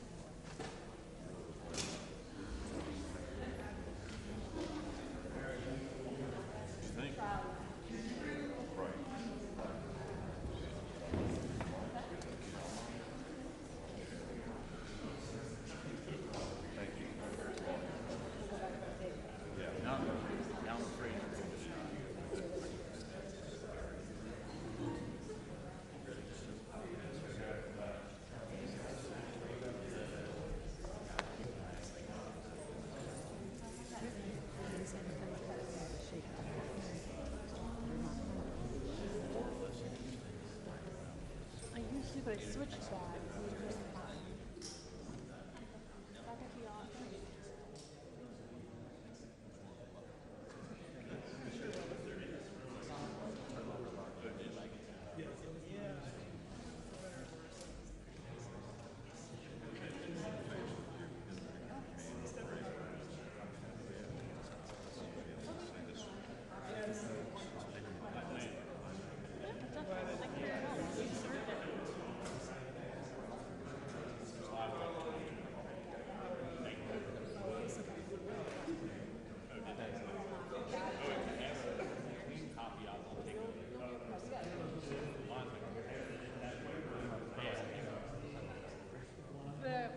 We'll have to do that quiet.